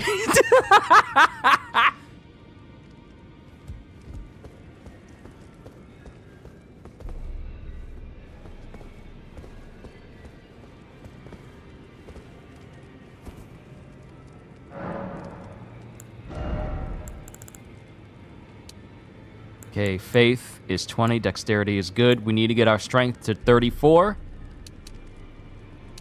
We need to get our strength to 34 so we can be fully ready to wield the Black Blade. And then we can start ranking up these as well.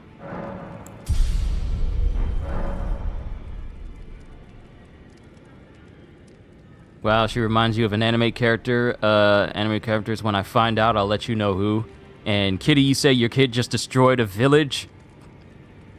They grow up so fast. One day you're holding them in your arms, welcoming them into the world. Next thing you know, you're seeing them destroy a village. Brings a tear to the eye, you know? Seeing them to grow up. Seeing them to destroy like you taught them. That's my boy. That's my girl. The sense of pride and accomplishment, you know?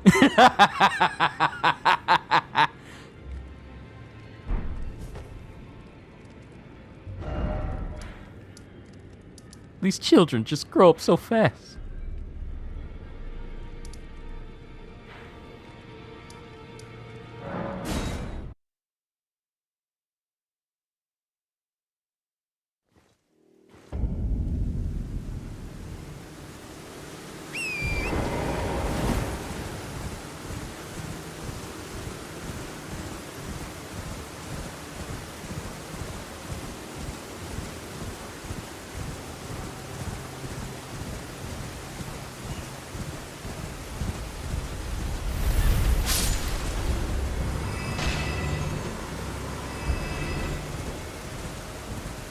very proud. Son of mine takes after his mother's gaming habits. Oh, you should be proud. Oh, you should be so very proud. Now, I would have done something like that once I had enough HP and stats, then I would have wiped the whole village, white-run everything. Look, you guys have been to the streams where I'm playing Skyrim, and I make characters who regenerate so fast that the damage doesn't even register on their health. And I make characters who are so OP that the only way that anything can kill me, even on the hardest difficulty, is if I take those pieces of armor and beneficial things off. And even then, sometimes it doesn't matter, because I have an axe that can do like 32 million in damage, and I just killed him. Nothing can stand against me. It's funny how games allow you to be OP like that. The power of alchemy! And I don't have to deal with equivalent exchange. I literally can become a godlike character in a game like Skyrim, and I never have to worry about repercussions. Except for that time I told you when I wasn't privy and my knowledge of alchemy was less than optimal. I made the mistake of trying to put millions of HP on a piece of armor, and as soon as I took that armor off, it killed me because the game had to subtract all that health from me. But it was not, it subtracted health that shouldn't exist in the first place, and therefore it killed me the moment it came off. Wish solo leveling would be made like that. I wish it would as well. We're getting a game, but it's a mobile game, and it's also going to be on PC. But I'm just so incredibly fearful that they're just going to, while the gameplay will scream, very cinematic, very, very cinematic-y, for it to be solo leveling, the crux of it is gonna be based in Gacha. And I am so scared because of that. I almost went off the edge. And I don't know if it registered that thing dying off to the side. I really don't want it to be. I really don't want this solo leveling mobile game to be just like, hey, we're going to give you these characters, but the only way you're going to be able to get some high-grade characters is if the banner is up, and if you have that currency to pull for these characters, who have like maybe a 0.15% chance of spawning, then you also got to think about upgrading them further so that their skills can be maxed out. I really don't want a solo leveling gacha game just because it's popular. Not because people will play it because of the gameplay, but because they're making it because they know people will pay out the nose to have some of their favorite characters at their fingertips. I've seen that happen. I've made the mistake of being a part of that. Like I'm looking at Genshin, because I remember spending more than a couple of dollars trying to get a couple of characters on a banner when I was working at my previous job, and I was thinking to myself, because I wouldn't call myself a whale, but I used to be one of those individuals that thought like, I could spend a little bit of money here. I get paid next week, so it's not it's okay. But I immediately saw what it could lead to, and I stopped. I haven't played Genshin since. If I play it again, it'll just be to just do the stuff in the game, but not actually take part in the banners and stuff, simply because the drop rate is so low and they expect you to have tons and tons of crystals to get these characters. But I'm not going down that road again. I am not going down the gacha road again. That's the reason why I've been in the mindset of getting rid of every game that functions like a...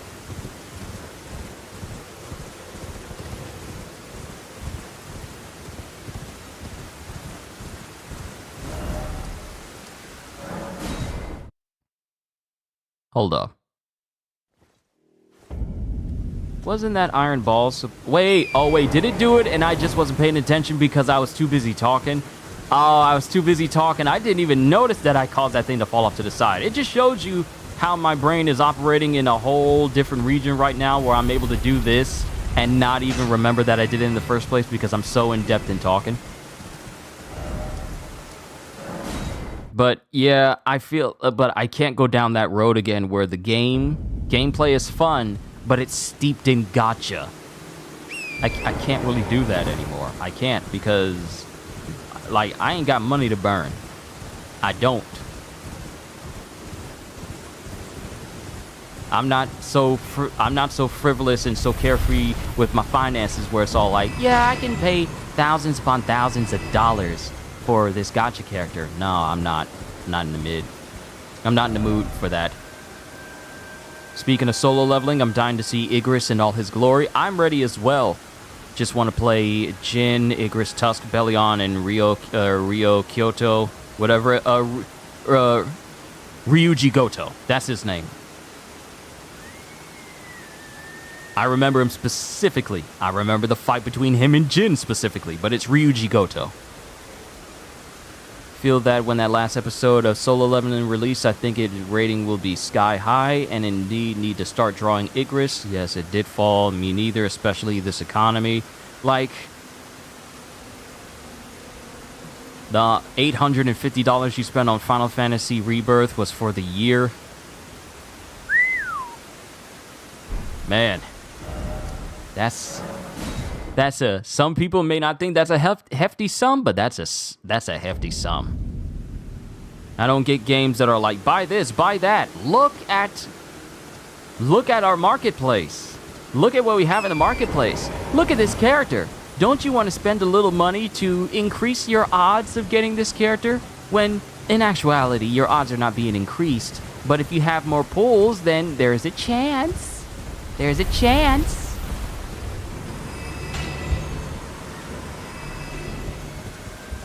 There's a chance you could get the character. The drop rate doesn't change just because you spent money. It's still there. You get more chances, but that doesn't mean that the chances and odds are in your favor. That's the reason why I don't really play Ubisoft games anymore. Because every single one of their games has a marketplace of some kind that's just trying to say like, hey, we got a marketplace. For what purpose?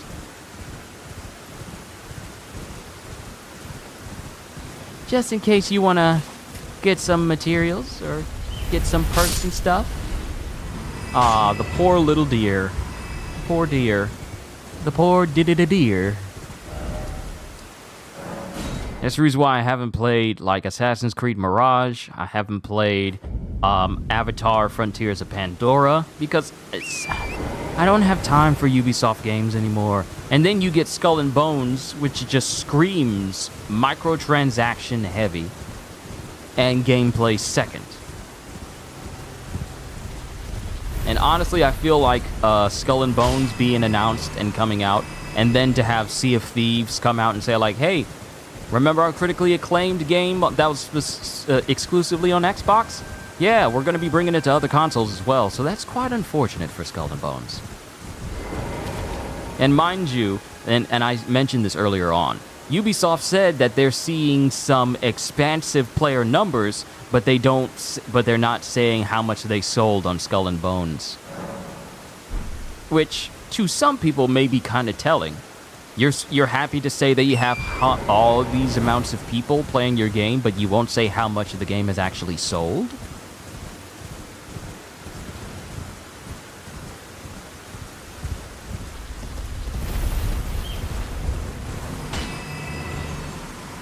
Oh man, I just forgot. When March starts, oh my goodness, I just remembered.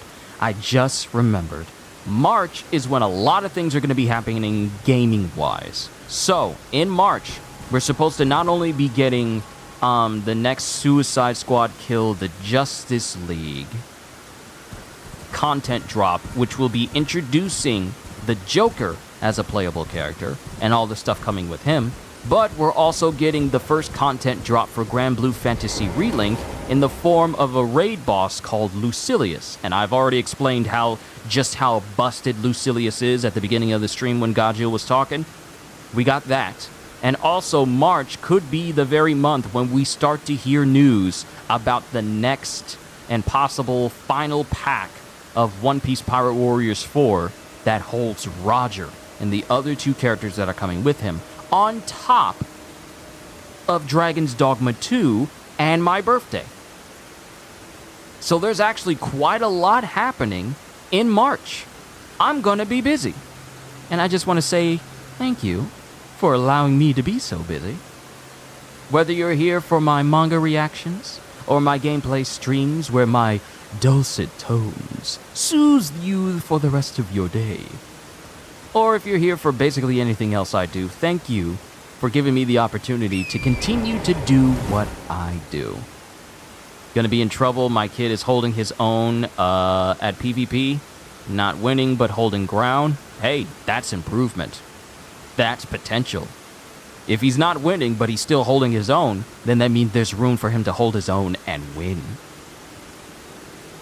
First time in PvP? First time in PvP and he's doing that?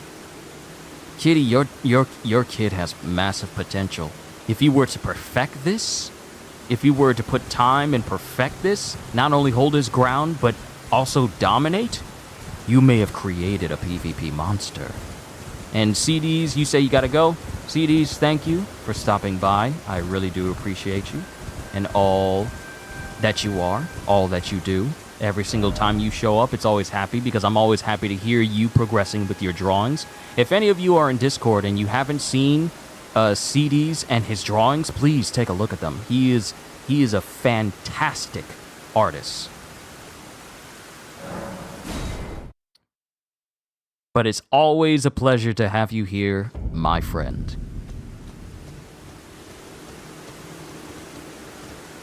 Okay, that's 17,000.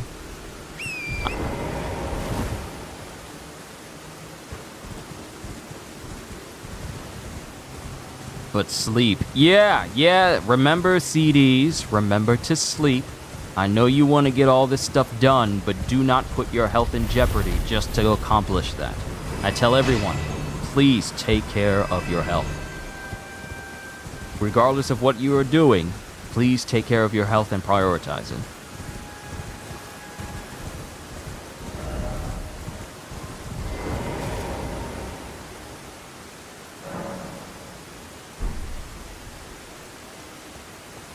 It's amazing how I can talk to you guys so seamlessly, look at chat, and just do this and farm runes, and it doesn't feel like I'm pulling my brain in different directions because of all the multitasking.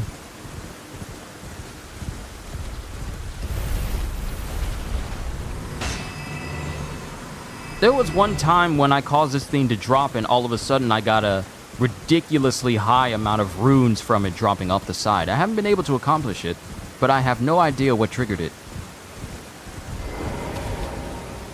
Okay, that's 21,000. What can we do with 21,000?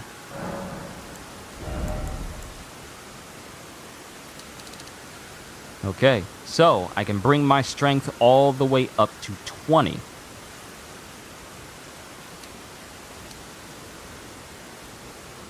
I can bring my strength all the way up to 20. Or I can bring my health all the way up to 16. No, we need to focus on strength. We need to keep working on that. Alright. Now, there's another place I can go that can give me a very high amount of souls. At least 50,000. Yo, Kitty! Kitty coming in with the super chat till all are one. Kitty, if CJ was here, he'd immediately resonate with that because he's a Transformers fan as well. Speaking of Transformers, I really do hope in March we hear more from Transformers Reactivate because that's going to be a game I play as well. Kitty, if CJ was here, he'd immediately resonate with that because he's a Transformers fan as well. Speaking of Transformers, I really do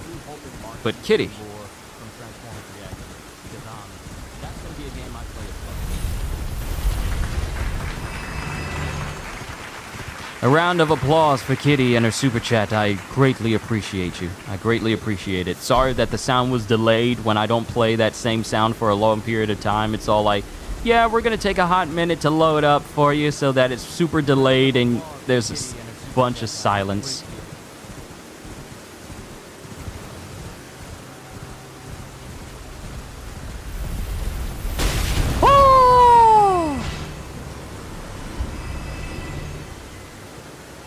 Do I hear you in the background? Yes, because here's the thing. I forgot to turn my playback volume down because I always keep track of my audio, make sure my audio is fine. I just forgot to turn that down. When I turned the desktop audio on in order for the applause to be heard for Kitty. Don't worry, it happens. It was just something that I had to knock out.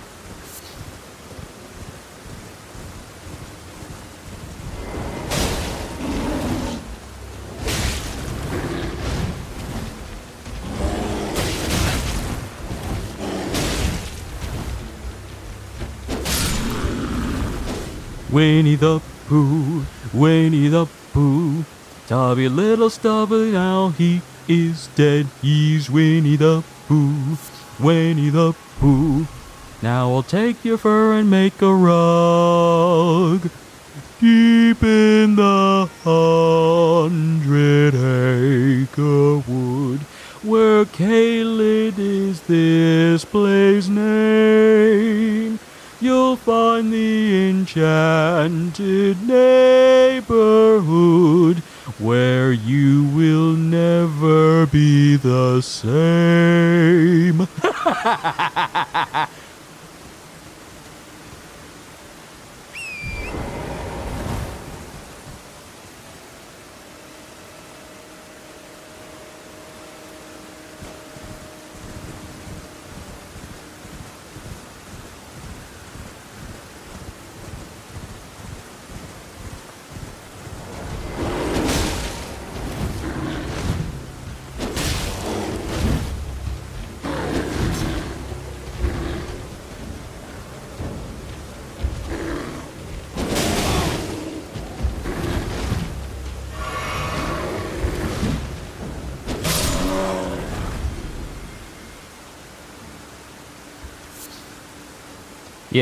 Yeah, I gotta be more mindful when I do that holster to ensure that you guys don't get, like, double audio in the background. It's all good, though. But yeah, I had to comment what you said earlier, holster. I ain't gonna lie, I hope one day while you're playing a game, your kid just comes over and goes, "Step aside, Grandma, let me show you how it's done." I don't know. With as much skill that Kitty has, I can't say that it's gonna be like an instant win for her kid if that were to happen. Does that dragon see me? Is that why it's trying to get over here?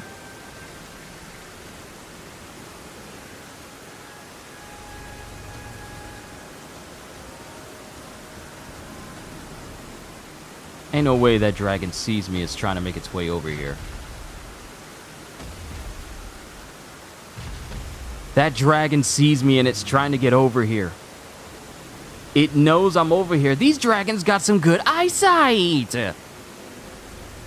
Why their eyesight so good? Oh wait, can I do it? Can I do it now? Dang it, it'll only let me like the super chats. It'll only let me heart the super chats. I can't like them. I've been trying to figure out how to do that, but I can do that from my phone through mobile, but I can only heart them. Is that dragon still there because it saw me from all the way over here? Is it really that focused on trying to get me?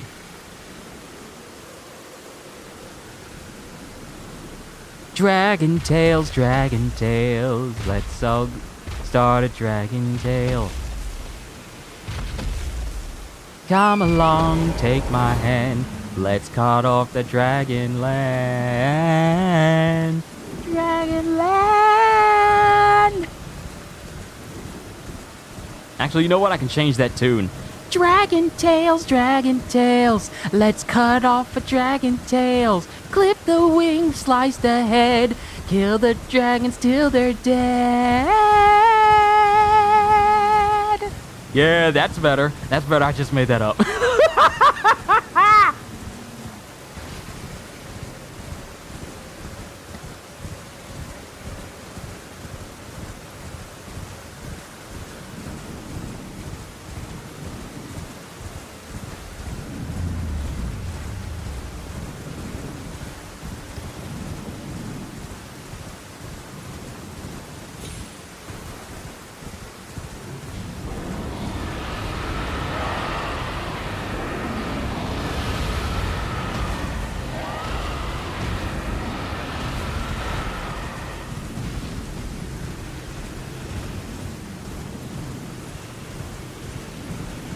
Alright.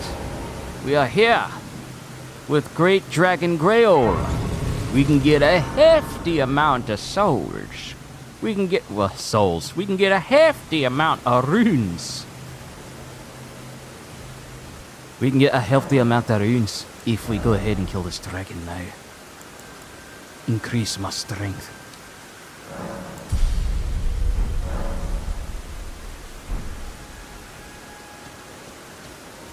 Increase my strength. Make myself stronger. Now, since I don't have access to bleed damage, it's gonna take a while for me to kill this thing. Kyushu, you mad genius.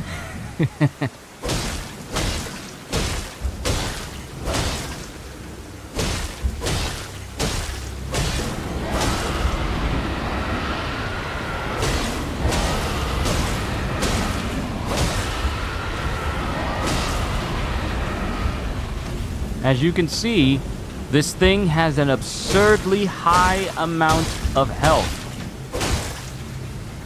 So a bleed weapon is suggested in order to kill it. And since I've already pretty much started a fight with this thing, I can't open up my menu to fast travel out. But I do know where I can get a bleed type weapon.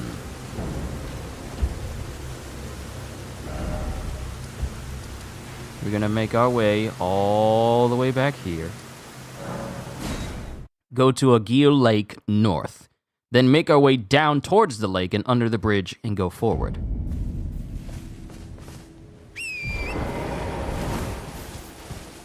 Because there's an enemy we can fight and kill that'll give us a specific bleed weapon. Pretty much the best bleed dagger. The best dagger in the game, pretty much. Especially when you rank it up, it does high amounts of critical, and it's overall in a lot of people's tier lists for dagger weapons. This particular dagger is very good at what it does.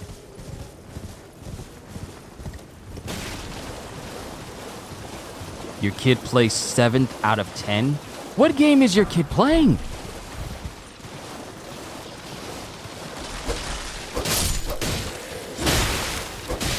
These individuals here, these are what you would call those that live in death. The very individuals that Garang is trying to destroy by getting rid of all the death roots. So whenever you come across skeletal enemies, these are the people that are affected by the death roots because of Destined Death being stolen.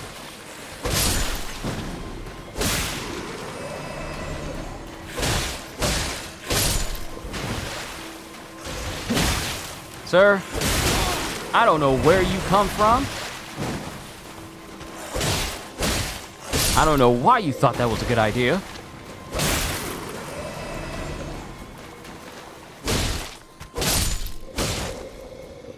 But please, don't try to inflict pain upon me once more, please. Please, I cannot take it. I do not want you to hear me again. You think you can come here and try to hit me in my face? In front of my friends? Boy, you sound crazy, local. I know what dagger you're talking about. Yeah, it's from this guy. It's from this guy. It's a very good dagger. It's a very good dagger, especially when you rank it up. Matter of fact, if I play my cards right, GW2. Is it Guild Wars 2? No, not Guild Wars.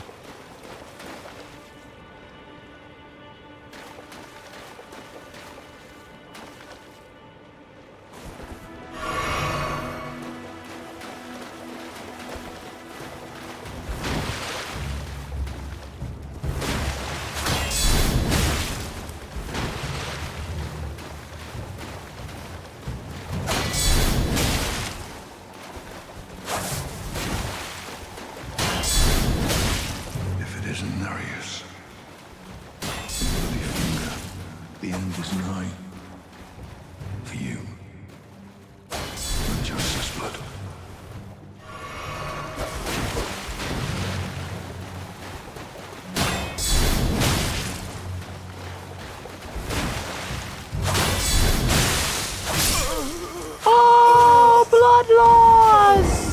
I forgot about blood loss.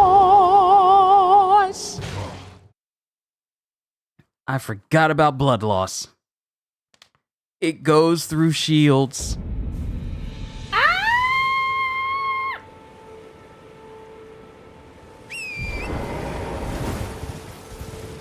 So there will be revenge this day.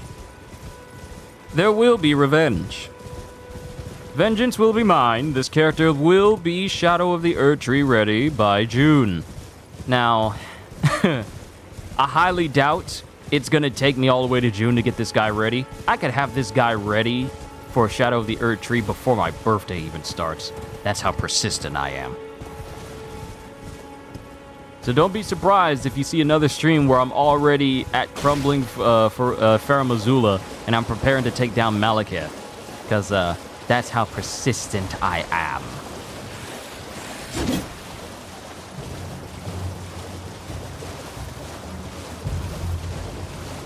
But no, this Joker disrespected me. You gonna throw blood in my face? Ruin my good clothes? Make me bleed out in front of my friends?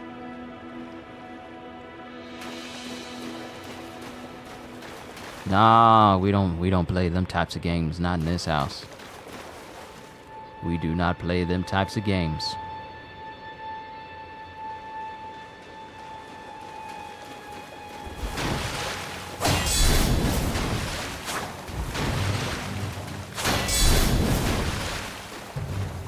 Ain't no way. If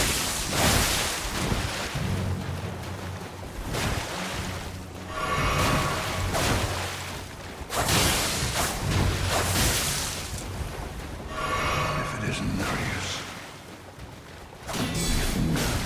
the end is nigh. For you and Joseph's blood.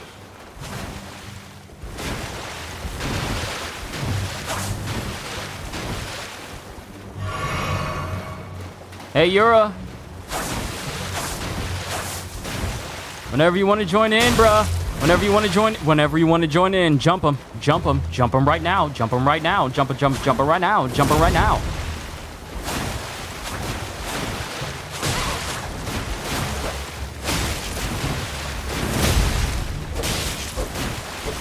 Jump is behind, jump him.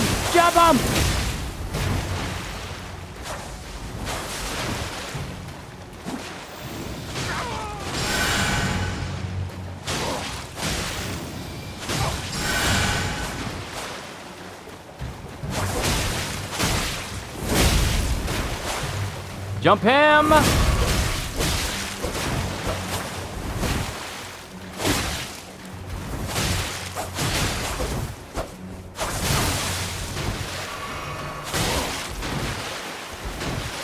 I'm gonna get you with that backstab.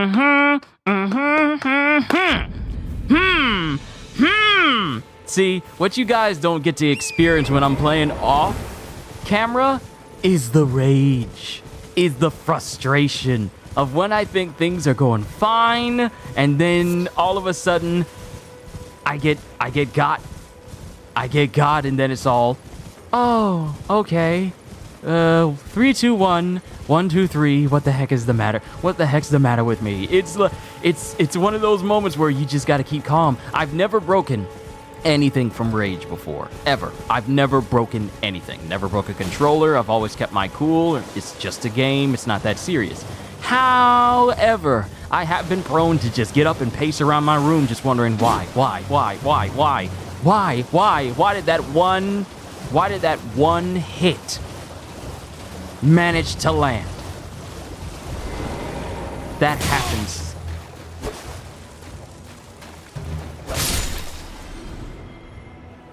Really? You stupid great dragonfly!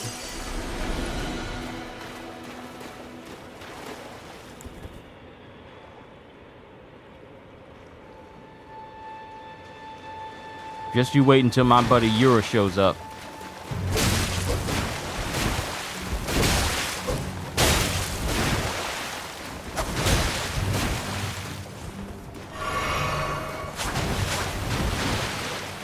isn't Nereus. The bloody finger. The end is nigh. You.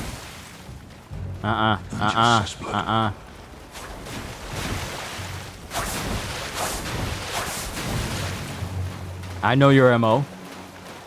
I know your modus operandi. I know how you work. Jump him.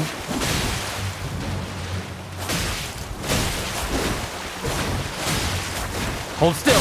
Hold still. Hold still. Don't let him heal. Don't let him heal.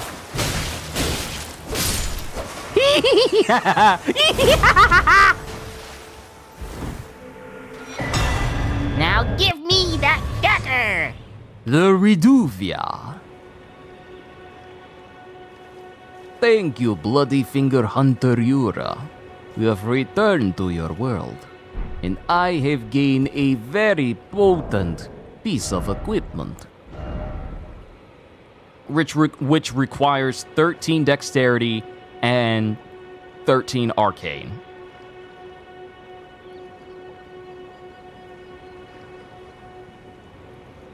I can't equip it yet. What are my stats? Arcane is 9. Dexterity needs to go up just 1, and then arcane needs to go up at least 4, so I can start using it. It's a good dagger, though. It has bleed damage. It has bleed.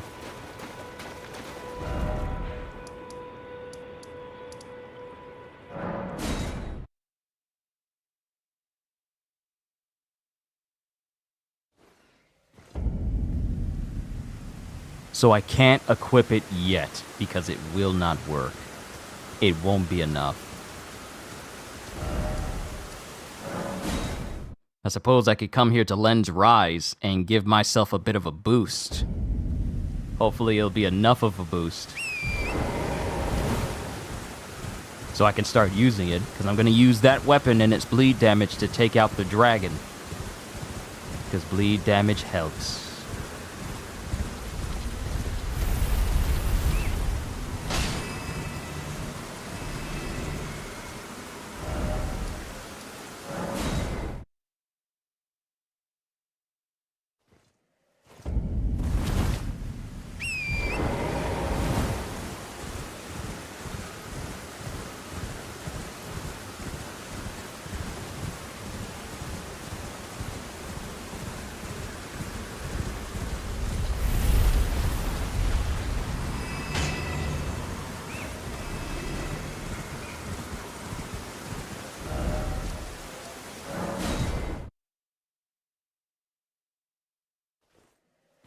I'm glad I got it, though. I'm glad I got him. I think the worst game rage you've had was when you broke your keyboard. Man, I used to watch rage videos of people playing games, and they would just smash stuff. And I'm like, that doesn't look like a cheap mouse. Your keyboard lights up. That couldn't have been cheap. Your monitor is curved. Why are you smashing your monitor? Why are you picking up these clearly expensive things and then throwing them against the ground, slamming them against the wall, and then raging and destroying stuff? Not only do you have to worry about cleanup, but you also got to concern yourself with paying out the pocket once more for another set of gear. And I'm like, my rage cannot be that costly. And I'm like, don't smash your stuff. I've seen people who get so mad they smash their setup while they're streaming, and they have to end their stream because they smashed stuff they shouldn't have smashed, and it has officially ruined their computer. I've seen people react that way, and I'm like, is it really that serious, bro? Is it really that serious, bro? Well, you got to break stuff. It can't be that serious. Why am I starting to sound like, what is his name? Michael Rourke? Not Michael Rourke, or Mickey Rourke. Spent 3 hours on a boss battle and it came down to a game of chicken, each with a single hit point left. We both attacked and I lost. Oh, I hate that. Oh, I hate that. When you know your health is low, but the boss's health is low, and you are gambling and thinking and analyzing, do I try to attack this boss now and risk it and maybe survive? I either kill this boss or I don't. But when you both attack, his attack is the only thing that registers, and you have to suffer through that feeling of defeat. There's nothing quite like it. Elden Ring works the same way. You ever get a boss to the last sliver of health, and you think, for 1.2 seconds, you can be slightly cocky, and then try and press an attack after you've been so careful. And when it not only doesn't pay off, but it also leads to the boss blitzing you and killing you when you have no heals left, there is no feeling. There is no feeling of utter despair when you see victory visually on your screen and it's taken away by your death and you have to start over again. There is no feeling like it.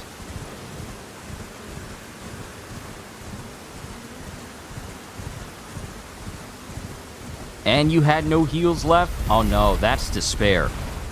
After you spent 3 hours fighting this boss and you have no heals left, then when you get back to it and it kills you and all you're left with is just this deep pit of despair. And sometimes when I lose, sometimes I used to remember when I used to lose from a boss and I'm like, yeah, I'm going to take a break. I'm not going to touch this game because I'd be so frustrated because the boss killed me in a moment where I could have succeeded. And I'm like, okay, you know what? I'm done. I'm just going to do something else. I'm going to watch either Alicia Does Death or Alicia X Death or Alicia X Life. I watch one of her videos, calm down, maybe make a video for myself, maybe play my trumpet or play some music, listen to some music to just calm down and do something else. There is moments like that where it's like, yep, I'm done for the day. I'm done for the day. I can't play this anymore. I'm frustrated. I'm angry. I don't even want to look at the disc. I don't want to look at the cover. I don't want to see it up on my main menu on my PlayStation. I don't want to see it anymore. Until you decide like, I gotta do it. And then you take it down. But it's not the same day. It's not that same day unless you are so heavily driven that you have to beat that boss on that day.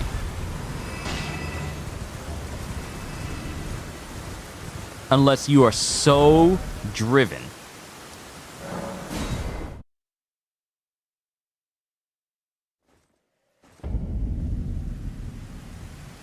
And you just bought the game he's in again.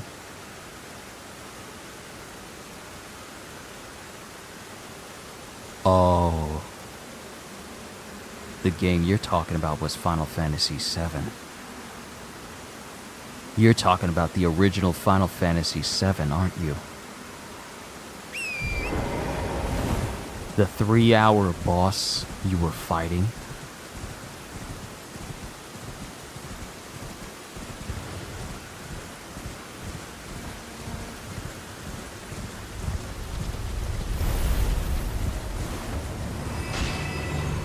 Is that... Are you talking about Final Fantasy VII? Yes, oh, okay. So not only does this boss bring back PTSD for you, but now you get to experience a new... You know his name?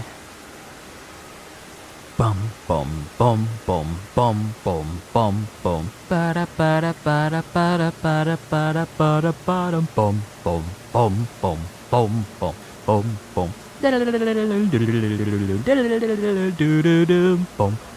bum bum bum bum bum bum bum bum bum.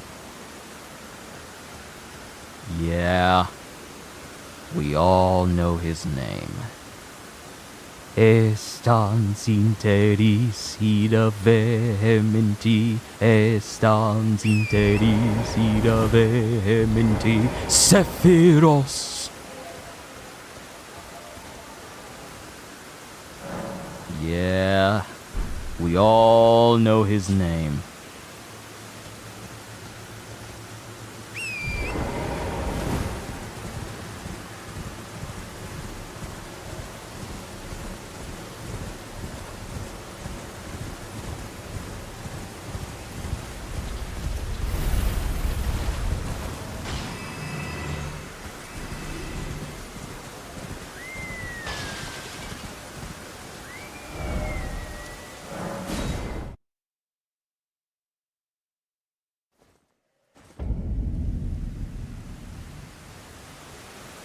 Man, to think it's crazy how bosses can leave you with PTSD.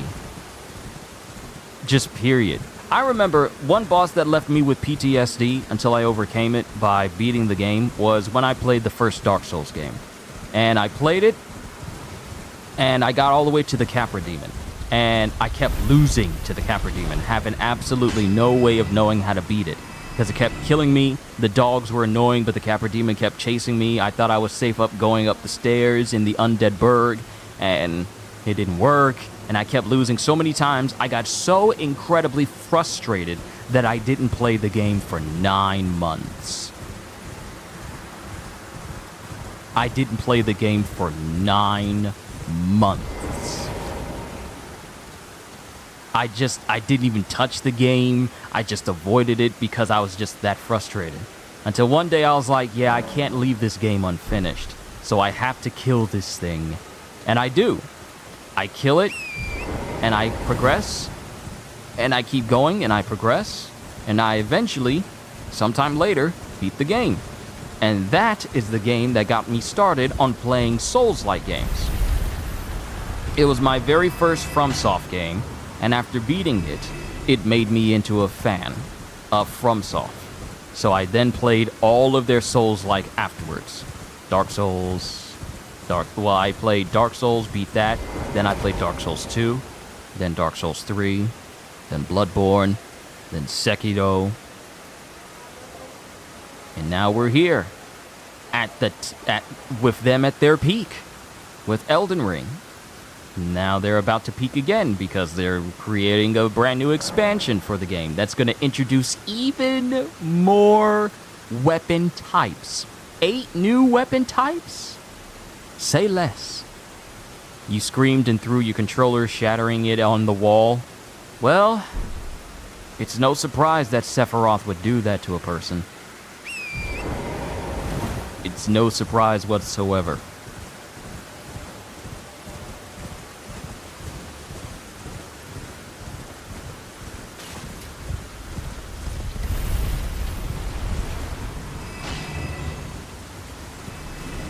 Man, I can only imagine what the final fight for Sephiroth and Rebirth is going to be like. I've been avoiding videos because I want to experience it for myself. I've been telling YouTube to not recommend me channels that are showing like stuff from Final Fantasy VII Rebirth at all. I want to experience the game, well, like when I'm ready. I mean, it's not going to be anytime soon because that's just gonna be an enormous amount of stuff coming from me on top of everything else that I'm going to be doing. But eventually, I want to play through Rebirth. I've already played Remake, but I want to play Rebirth when I'm ready and fully freed up. And this was way before patches were a thing. Patches? What are patches to games that were released from before the internet was required for games to function completely? Before consoles needed a console update and games needed a update. What were those? What were patches? The game, it was either complete when it released or it wasn't. There were no director's cuts. Those weren't a thing. You didn't get no Game of the Year edition.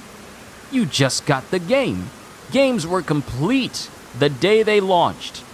Full-fledged. You didn't need to worry about patches because matchmaking wasn't working. You didn't need to worry about patches because you kept falling through the map. Games were complete when they came out. Patches were not necessary because games were complete. Now you got so many games that release patches every single week, and it makes me question things. So many things.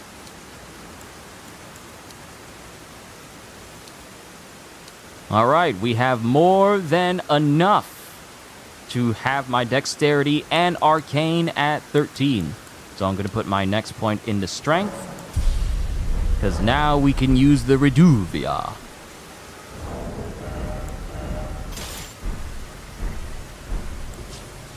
And with this bloody dagger, it's time to kill a dragon.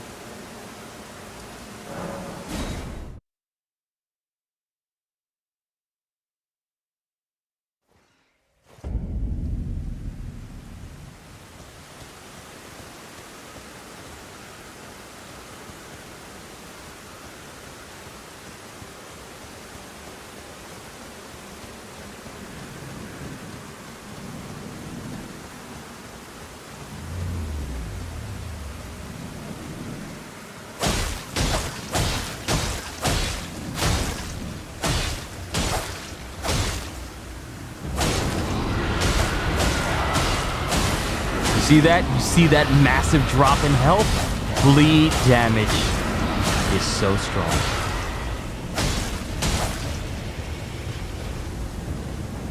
Now, I'm pretty much safe here because no dragon can get over here. I need to check and see if my family is downstairs, because the sound of the garage going up is masked by the fact that I got my fan on in my room. Let me check downstairs to see if my family's here. If it's not them with food, I'm gonna come back up and we're gonna kill this dragon. That's 50,000 runes that's waiting for us. Be right back, everybody.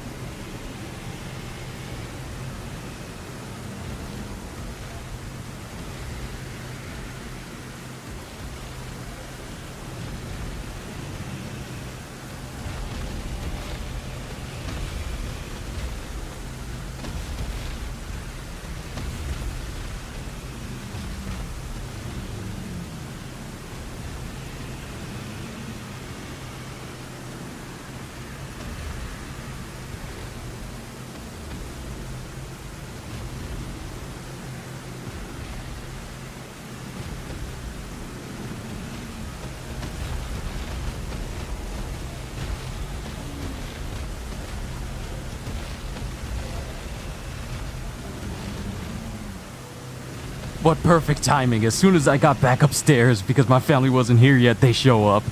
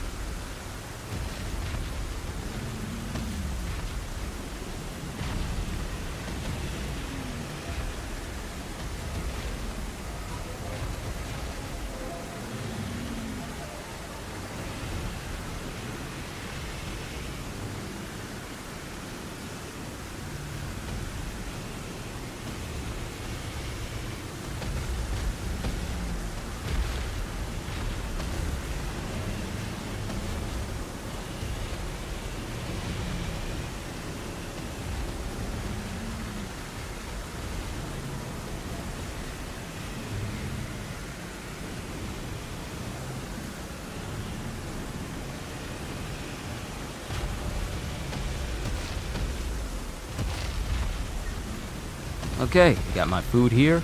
Seriously, everybody, thank you for your patience. Let's go ahead and kill this dragon. What are we at right now? I'm looking at my time because apparently I gotta do something. It's very important for the family, and I need to take care of that. But I've been given a lot of leeway time, so what I can do is kill this dragon, spend its runes,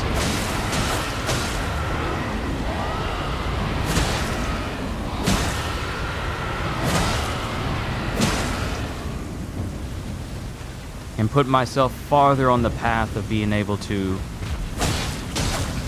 become Malekith, the Black Blade. So yeah, we're gonna focus on killing this dragon, spend those runes,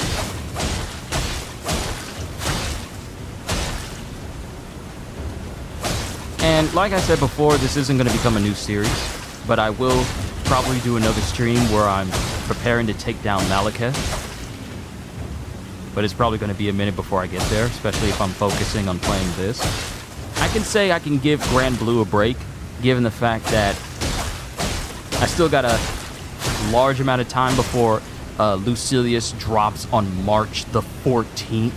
So I got some time to get this character to Black Blade status before then. But then again, I have so much time to get any of my characters to a certain degree, thanks to Shadow of the Erdtree dropping all the way in June. So I don't necessarily have to rush, but you guys kind of know how my mindset works. Once I get started on something, it's very hard for me to get distracted and stop it because I want to be focused on that one particular thing. So I'll more than likely be playing this more, progressing and making my character stronger. Oh, that dragon sees me. Oh, do you want some of this too?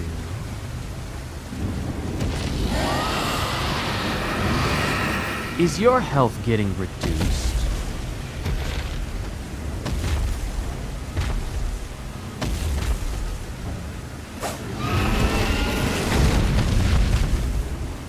Are you upset that I'm killing your mommy?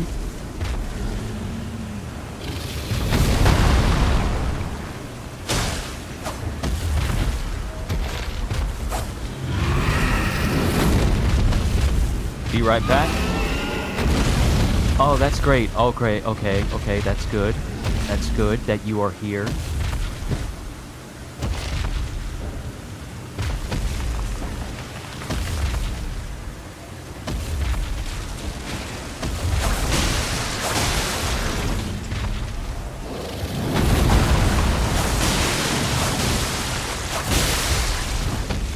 Okay, we're doing a little bit of bleed damage here.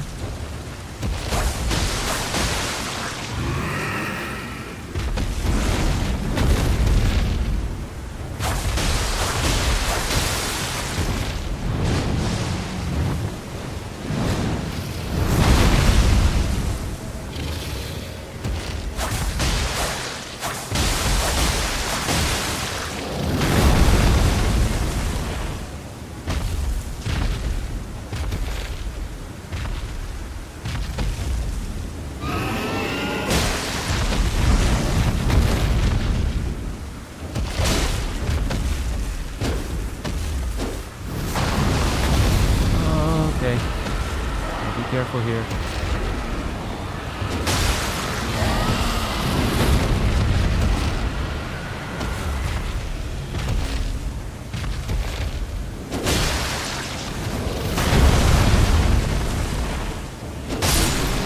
Okay. That's a dragon down. Free 3,000. No other dragon is that close. We can go back to killing this thing. I was kind of concerned because those dragons have enough strength to kill me where I'm at right now because I'm not wearing a terribly great set of armor. Oh wait, I just realized that killing her babies also reduces her health as well. Take advantage of that motherly love to bring about her end.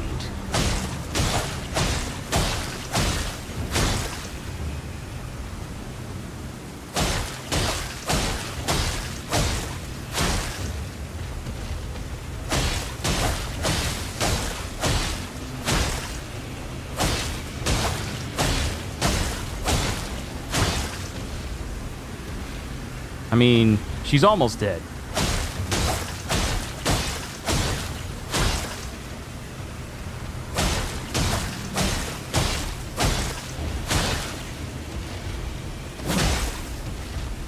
How much health does this thing have?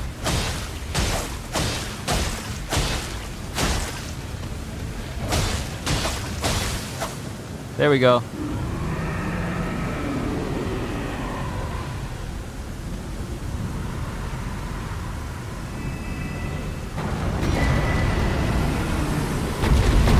And all of her babies die.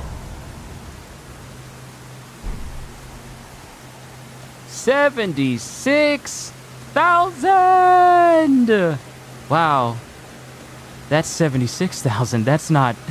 That is not 50,000 that I thought before. That's a lot more runes than I originally anticipated. Whatever shall I do with all of them? I know. Put it all into strength. That's what I'm thinking. Put 'em all into strength, Mick. I'll talk to you later, Mick. I gotta go.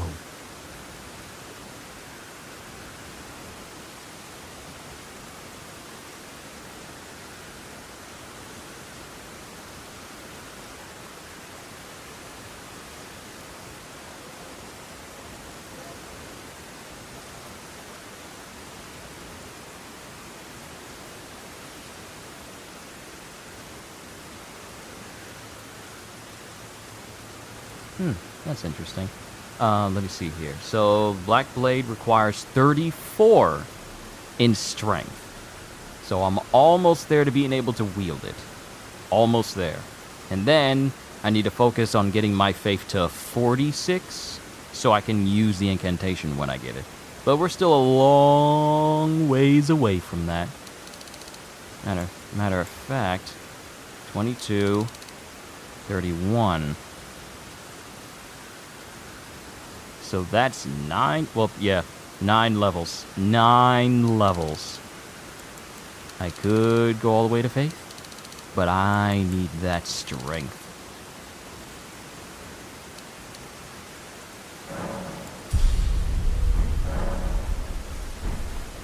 And you know what? Even though the long sword is nice and all, and it does a nice amount. It does a nice amount. Being able to cause bleed, I think I'm going to be using this blade for a nice long while.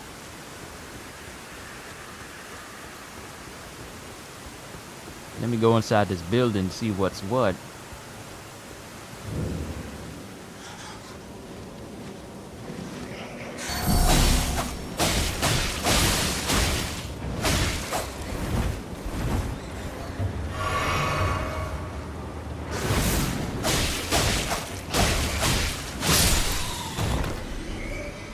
Alright, so the damage on this isn't enough to... Oh, hi. I don't like how creepy you look.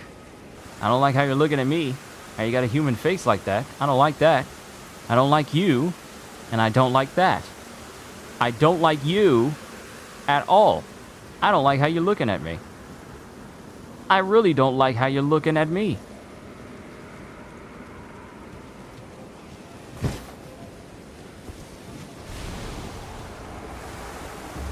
And now you're just blowing gas in my face?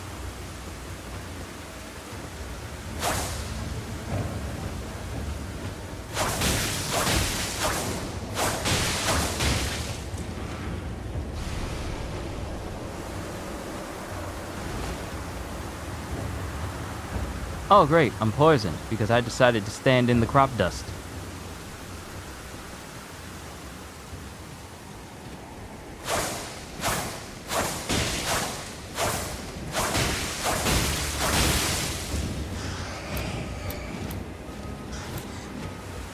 I don't like y'all, especially don't like fighting y'all in the dark.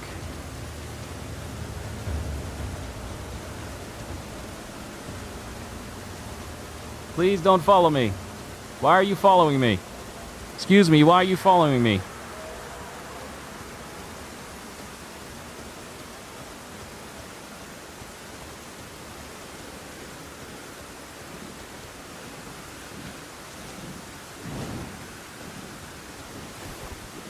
Yes, I know my health is draining because of Persian.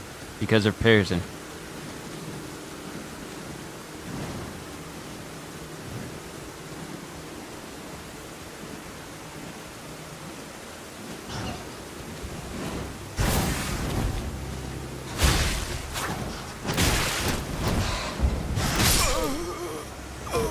Knew he was gonna get me. These are some strong enemies where I am right now. It's not advised to go at the level that I was. It is actually ill-advised to do so. However, I've got what I needed. So now, I can go back to the round table hold. Now, what I always used to do was just scroll all the way over to get to the round table hold.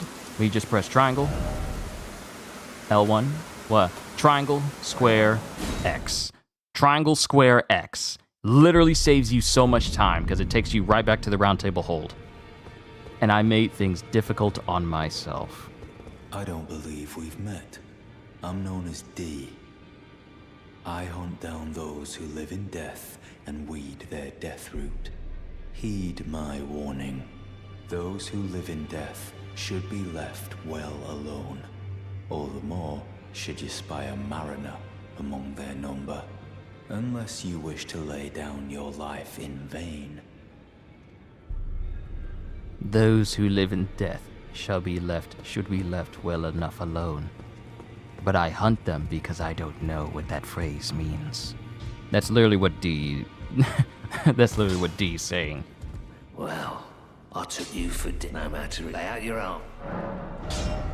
Ah, I need a somber smithing stone to level this thing up. No!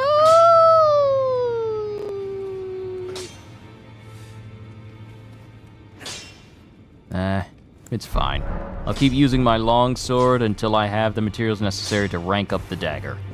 And then I'll just be leveling up myself appropriately. Now, ladies and gentlemen, not to prolong this because I have other matters that I really do need to attend to. How many runes do I have? Actually, I need to go back to your boy back here in Limgrave. All the way here. Because I need to buy all the vital stuff that he has real quick. And then I'll call it a session so I can eat my food and then head out. This way, Tarnished. May I have a word? Ah, Ronnie! Hello, my lady. I do your bidding because it serves me. A pleasure to meet thee, Tarnished. Welcome I am back, a Holster. witch renner. We got this matter with I'd heard Ronnie tell to of a resolve. I'm tarnished gonna buy some hulking stuff about atop a from spectral the steed. merchant behind me, and then I'm gonna upon call it a looking session into the because I gotta matter, eat and then I gotta the head out. talk I surmise is of thee. Thou art possessed of the power, no? To call forth a spectral steed named Torrent. Ah, as I had hoped, I was entrusted this for thee by Torrent's former master.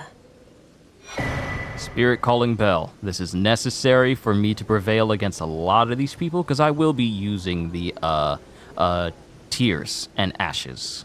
Spirit ashes. I will be using them. I don't care what you say. I'm going to use them. The game gives me the ability to use things that'll help me. I'm going to use them. So I'm going to be working towards getting Black Knife Tish. I still don't know if that's how you say her name. 'Tis a bell for calling forth spirits. Summon them with it. From ash and return to the Erdtree, the spirits will obey thine command but briefly. As they recall battles past, now it is thine, to do with as thou wishest. Found out why your dog was trying to jump up to the toilet. I took her downstairs, and before she went out, she went straight to a water bowl. Ah, so she was thirsty before she had to relieve herself. I get it.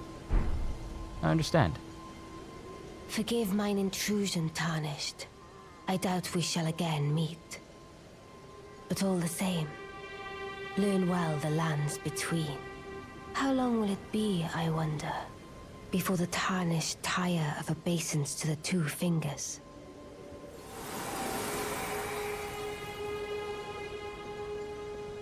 Well, what do you know? It looks like the tending party saying the word obeisance was not the first time I interacted with that word. I completely forgot that Rani said that when I was playing Elden Ring originally. Huh. Wait, weren't you? Well, you're back. Care to buy something? Of course. I'm always happy to buy stuff from the merchants. So of course we're gonna buy the crafting kit and the telescope. Trying to remember what location has the lantern I can attach to me, but I'm drawing a blank on it. Cracked pot. And other crafting stuff, but I'll worry about it later. Goodbye. Nice to do business. Pleasure to do business with you, Merchant Santa Claus. Alright, I got what I need. So now I'm gonna head back to the gate front, because I'm still gonna progress the game, but like I said, this will not become a series. This will just be something I play on and off again in my spare time, aside from everything else that I'll be doing. But this is where I'm gonna call it for a session, ladies and gentlemen. I gotta eat, and then I gotta head out. You have been a wonderful audience. Halster, Kitty, Psycho, everyone. I appreciate your company. Kitty, thank you again for the super chat. I greatly appreciate it. You are such a joy to have here, and I'm not saying that because you just donated. I'm just saying in general, every single one of you here, it's a massive joy and a privilege to be your entertainer. But I gotta head out. So to everyone here, this is me playing Elden Ring as I'm building a Black Blade character. It's gonna take me a minute, but I'm gonna dedicate the time necessary to see it to its end. And this boy, ooh, I'm coming back for Ryan. Don't think I forgot about Ryan, who I talked about in the beginning of this series. In the beginning of the stream, Ryan is all the way out there. He has no idea I'm gonna come back for him. But yeah, I'm gonna turn this dude into a Malekith Black Blade character, and I am going to go after everyone. And I can't wait to show you guys the end result. Ought to be fun. But to everyone right here, right now, whether you're new to the channel or you're a veteran, all I can say to you is, hope you all enjoyed. Can't wait to see you all in my next video. Like, comment, and subscribe, because I am always looking forward to entertaining you. So have a fantastic day. And once again, as always, later, peoples.